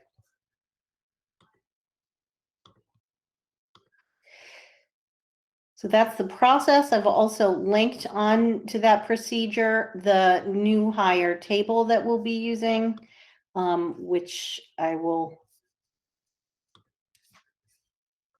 now present.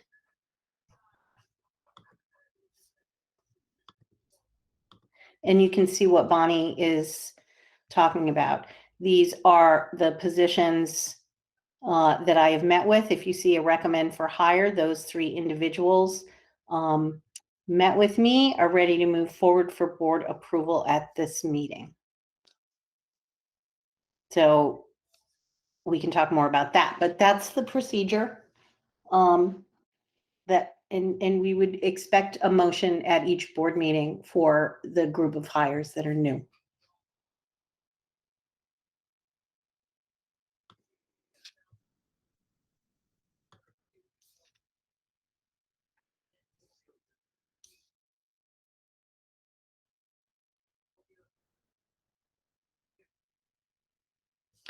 Chris, did you want me to move forward with the new hires? Yes, I was just trying to look through those charts on shared drive. We did have 2 new folks that are on that chart that I had scheduled to meet with, but unfortunately they had personal reasons that they're not able to take that position, and it was we're disappointed. But the other 3 folks we have ready to be approved. We have an intensive needs special educator, Erin Barron. We have a literacy interventionist, Megan Ellis, and we have both of those positions are for MVU. And we have a new school guidance counselor, Amanda McIntyre, for Franklin. All of them are experienced teachers. They're all coming from out of state with a purpose to move to Vermont. I think that the pandemic has created a sort of environment where people want to move here. Everybody I spoke with was very passionate. It was a good day, I just have to say, when you meet with some of these individuals, and they're skilled and they're excited and they really are going to be a good fit in our schools. So I'm excited. Chris? Done. I don't know if you want a motion on these 3. I just want to go back and talk about something else. You want to, are you on the motion for these 3 right now? Well, actually, no. Be honest with you, I kind of lost my place in the agenda. We never finished on the hiring procedure. If there's any questions or comments on that, we can finish that up first. I apologize. I wanted to commend Bonnie for the flow chart. I think that one of the things there that over the years I've seen people neglect to do, and it comes back to bite them, and that is share benefits and salary. And when I saw her flow chart, I went looking for that to see if we did that, because I've known school districts that they go through it, the board approves it, the superintendent calls the next day and says, and by the way, you're going to make this money and this, and they go, what? They didn't understand the salary schedule or something. So whoever's idea that was, Julie or Bonnie, that's really great that they get a very clear understanding before they go forward. That no, you're not going to extra 10,000 because you're wonderful, and you know, it comes basically. It always played out with experience. You have to weigh the experience, and I'm sure, Julie, that gets tricky at times. Well, it does, because we have a master agreement that really specifies parameters around which we can't just move people anywhere we want to put them. So we have to have people grouped by similar experience and education in our master agreement. So when I came on, there were a lot of lingering things that had been happening, and we just really wanted to make sure before somebody comes to me, I want to meet and talk about them. I don't want to haggle about what step they're going to be on. So Bonnie does a really great job of making sure that people understand their benefits and where they're going to be and what the offer is or would be before they move forward, so that I'm not spending any time trying to get lobbied about what step somebody is on when, you know, really our hands are pretty tied. Bonnie and Pierrette work really hard to look through the history and do the research to make sure people are placed appropriately. And I appreciate that work. Yeah, that's a job well done on that. Job well done. So is there any other questions or comments regarding the hiring procedure? Seeing none, okay, now we can jump back to the new teacher hires. Julie already presented who they're putting before the board. So at this time, I'd entertain a motion to approve the teacher hires presented. Or professional hires, I should say. Well, I got lots of hands, so we'll go with Devin first and then Don for a second. Any discussion? Peter. Julie, the candidates that got brought forward, was there other candidates? Was there a big pool to choose from? I'm just wondering how that process went. Oh, we do not have large pools of candidates, no, but we've been very lucky in these early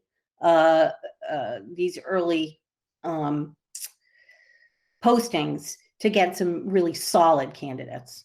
But no, if we put up a posting for a reading teacher, we might get 10. Out of the 10, there might be a few that are really viable.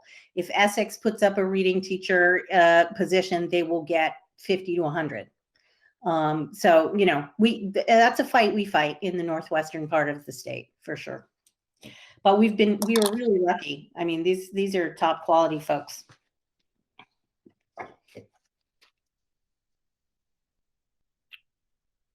Seeing no other discussion, are we ready to vote?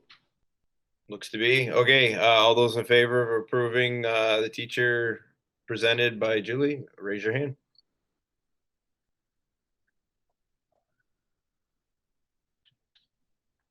Motion carries 9-0. Thank you, everybody. Okay, next under other business is our task force updates, and we now have 3 task force. So first up is board goals group. And Joanne is going to fill you in. Thanks, Joanne.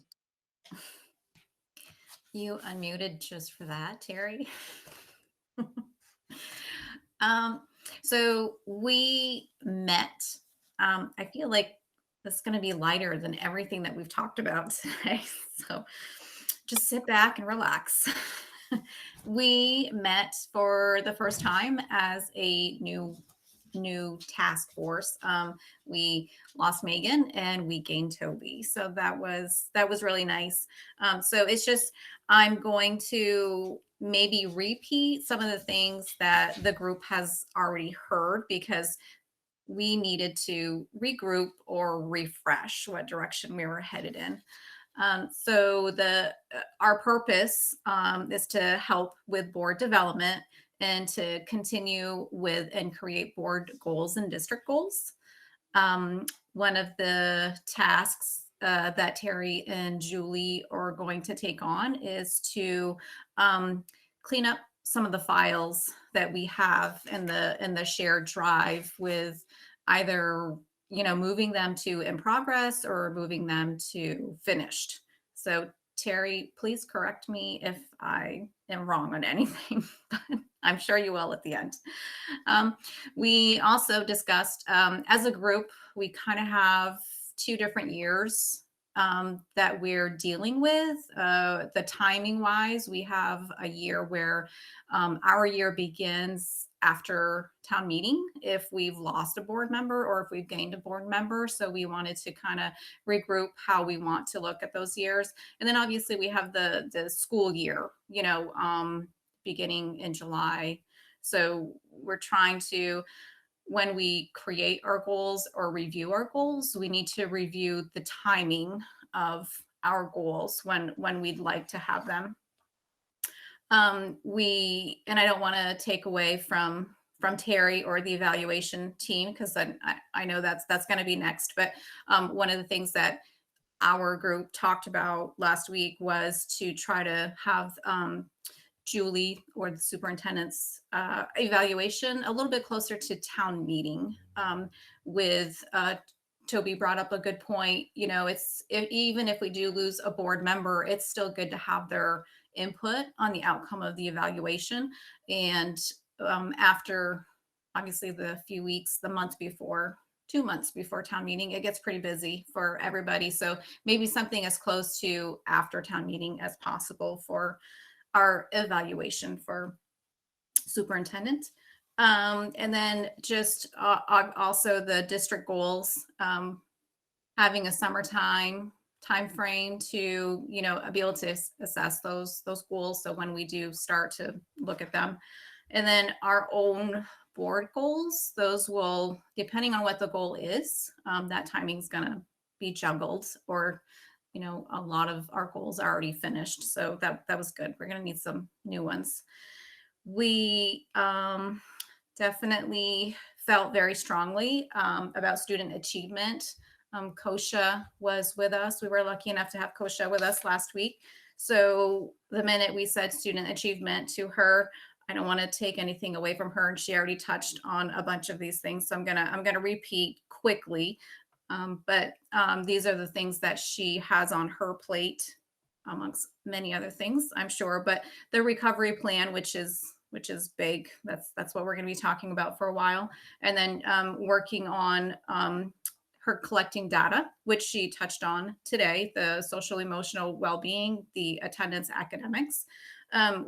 She's going to be working on the trends with the different districts. And then identifying the needs for those districts. And then the districts will be doing the third round of the STAR 360 testing. So that's where we'll be able to maybe start establishing some of our goals. We Kosha want to work on increasing parent and family engagement. And then lastly, but we just talked about this, is teacher retention. And this is also another, it's really important. So we are all looking at it, whether it's the board members, Julie, Kosha, everyone is obviously going to be looking at this. And Kosha even mentioned, I feel bad speaking for her because I know she was with us, but I think she's left, which is okay. It's an item that the Agency of Ed uses to score our district. So also just important to look at it.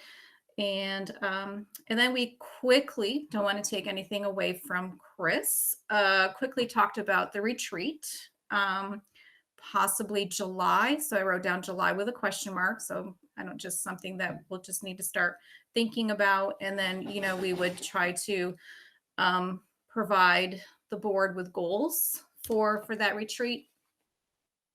And we talked about the importance of board voice, which was interesting too. And I think we could have spent longer talking about that, but the weight, that the board voice carries, and whether we go to, the letter for the land that we were looking for, and then just the letter that Julie just, asked us to approve for tonight for the airport. It's important when the whole board stands together and presents to whether it's a state representative. Also, I think that was one of the examples that Toby had brought up. So it was a good regrouping meeting. Our next meeting is scheduled for the 21st from 6:30 to 8. And we will get down and gritty with the goals. I also had listed, I skipped over it, but I know I wrote it down, just how we need to clearly defining our goals and clearly defining ways of measuring our goals. I'm going to give that credit to Devin. I believe he deserves that credit. That is what he is tasking ourselves with. So I think we have good things ahead. I do feel like we're kind of creating a new foundation compared to the facility team who's like a couple feet ahead of us, but that's okay. We've got some fun stuff coming up.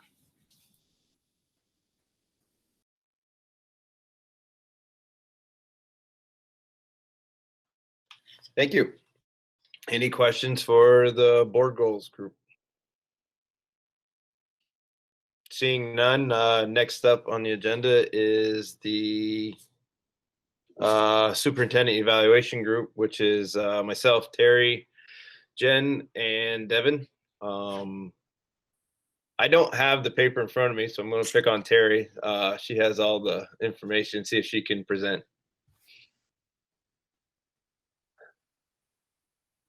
Would love to. Thank you. I please forgive me, and anyone else can jump in, Jen or Devin, if I neglect to put anything down. But I think we did pretty well, and we still have a few things we were thinking of bringing to you all, our recommendations tonight, but I think we're going to wait till the next board meeting, if that's okay with you all.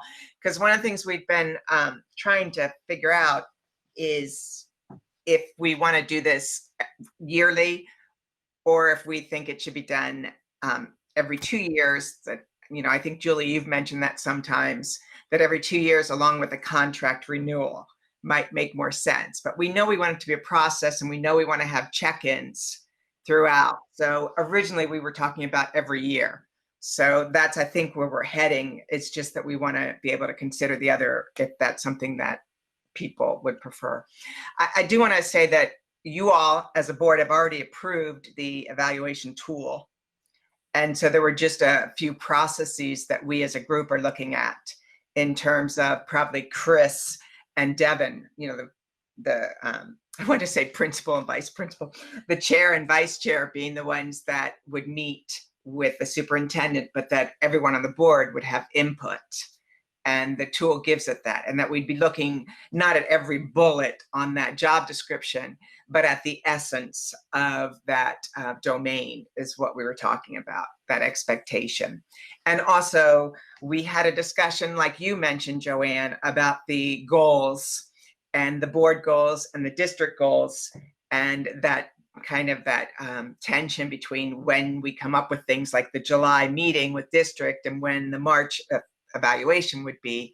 But we figured we could work with that because, again, it's a process, not an event. And so that, I think I've got a lot of it. I think, committee, would you agree that we'll be ready by next board meeting to have this ready to get your approval on for the final process, etc.? I'm going to stress.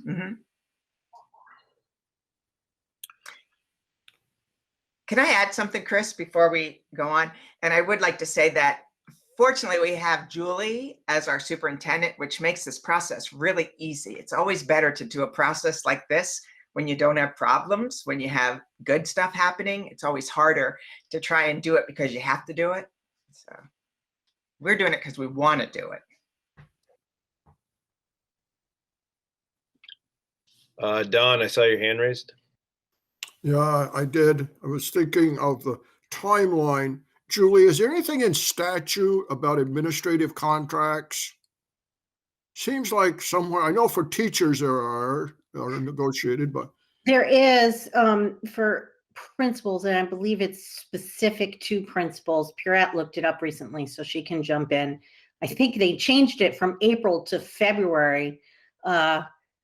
So, they don't send a little notice out, but yes, there are. But for superintendents, no. When we had our retreat last July, you talked about a cycle where you might do a check-in at a certain point, and then you might do a summative at another time. And so that's, I think, where you are trying to figure that piece out. Okay, thank you. Because when I was in the legislature, that was a topic of discussion. Yeah. The superintendents wanted one thing, the principals want something else, and we didn't change anything. But those things have a way of kind of recycling. And I just thought if there is something, then we should be aware of it. But okay. Yes, not to my knowledge. And while we're talking, Julie, I know we haven't gotten to facilities, but are we, I think a month or so ago, you talked about committees and recording and things. Where are we going with, are we now still a task force and informal, or I thought you came to us and said now we're going to be meeting more regular, we were going to be called a committee? Well, we did talk about that in that meeting, and we were thinking about whether we were going to be formalized committees that have to meet every month, but only have one board meeting. But the group, the board as a whole wanted to meet twice a month. I did.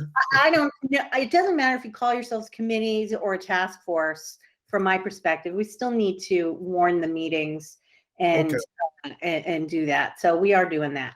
Okay, I guess that's what I should have said. Are we warning the meetings? Okay. Yeah, we've started. Not that I care, but if we're supposed to, we're supposed to. Okay. Okay, and next up is, as Don said, the facilities task force. We actually met last night. It was kind of our first dive into EEI as far as what they've looked at within our schools, and they've been to each of the schools on an overview look at this point.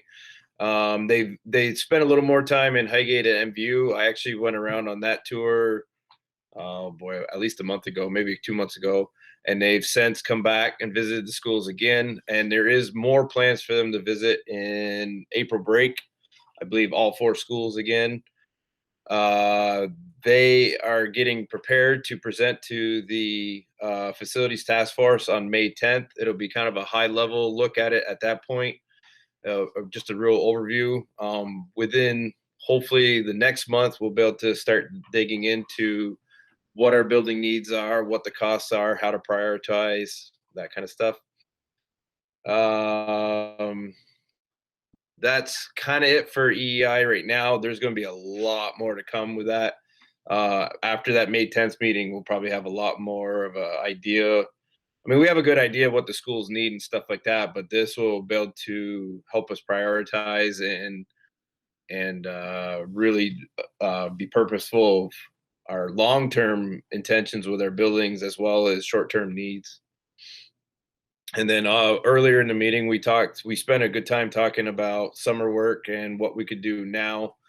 We've already discussed that previously in the meeting, so I won't bring it up again, but we spent as Don, I believe, mentioned earlier, we had spent a lot of time having a discussion about that.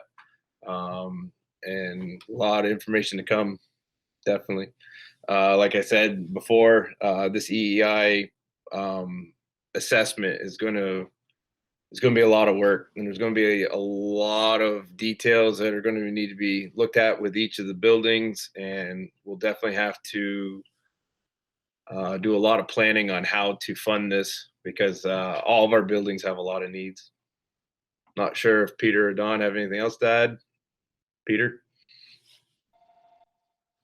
I just wanted to, I'm excited to meet with EEI. I think it's May 10th, was it? We decided, but so we can get some direction.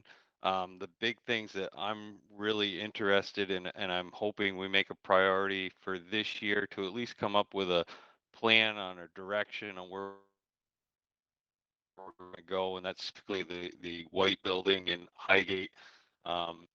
Is it doesn't look feasible to keep investing in that and what we're going to do there, and a new office for the supervisory union for the district headquarters. I really think we need to look at getting out of that space and getting our own space and saving some money there. And you know, it's been brought up, and I'm sure the EEI is going to bring other stuff to us. But we've got some major expenses in paving parking lots, particularly MVU and Franklin. So those are kind of the big things that I've seen, and I'm sure there's others. And Jason brought to our attention last night the plumbing issues in Swanton. So those are some of the things that you'll be seeing, I think, from the facilities group moving forward. All I would say is it's a good committee. I still enjoy working with Peter and Chris. There may come a time when I don't, but right now I'm still enjoying that. But no, I'm amazed how much we get done. It seemed at the beginning we met quite frequently, and I guess we needed to. But last night we really achieved a lot, and we were there a couple of hours. So I feel very good about where we're headed. Going to be some challenges, but we're addressing issues that we couldn't seem to move for quite some time. Okay. Any questions for any of the task force or committees? I'd like to commend Joanne. Where was Joanne? This Joanne last year? Remember the newbie Joanne that we had? And then tonight she gives a really in-depth, comprehensive report. Terry told me to put my big boy pants on, so I did. Jen. Just a quick question. Is part of the discussion of moving the supervisory out of the building and building onto MVU, the high school at all? Or just like getting them a completely separate building itself somewhere else that you pay for it? I'm just kind of curious. We're looking at all aspects. We're looking at all options. Ideally, we'd like to do something is already on the list, but I mean, if it's cost effective and we can keep them centrally located, and I think looking Chris, at all options. You're breaking up a lot. Jen, essentially, Chris, it would be, MVU has like 96 acres. So we'd be hoping to utilize, leverage the expenses that we pay in rent and utilities, et cetera, as part of a larger project on one of our other sites, whether it's MVU or Highgate or Swanton. That's kind of what I was hoping to hear. Thank you.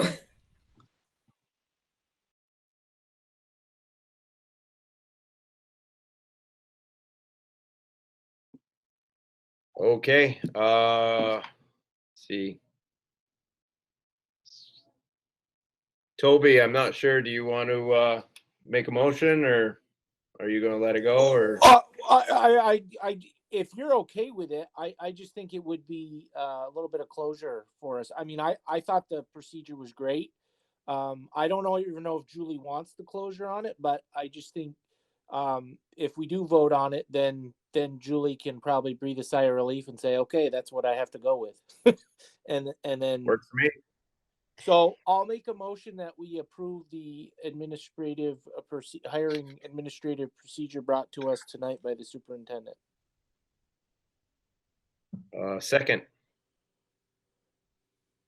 Terry's a second. Any discussion? Seeing none, all those in favor of approving or showing support or approving the hiring procedure presented by Julie, raise your hand.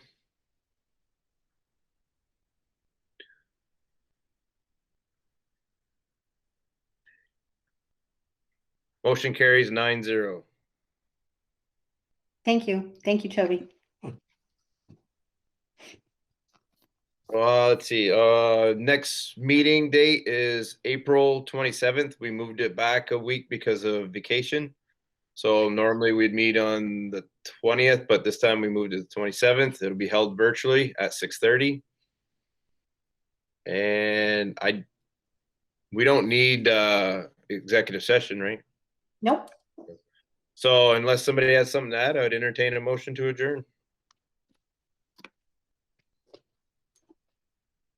Steve, is that a motion to adjourn?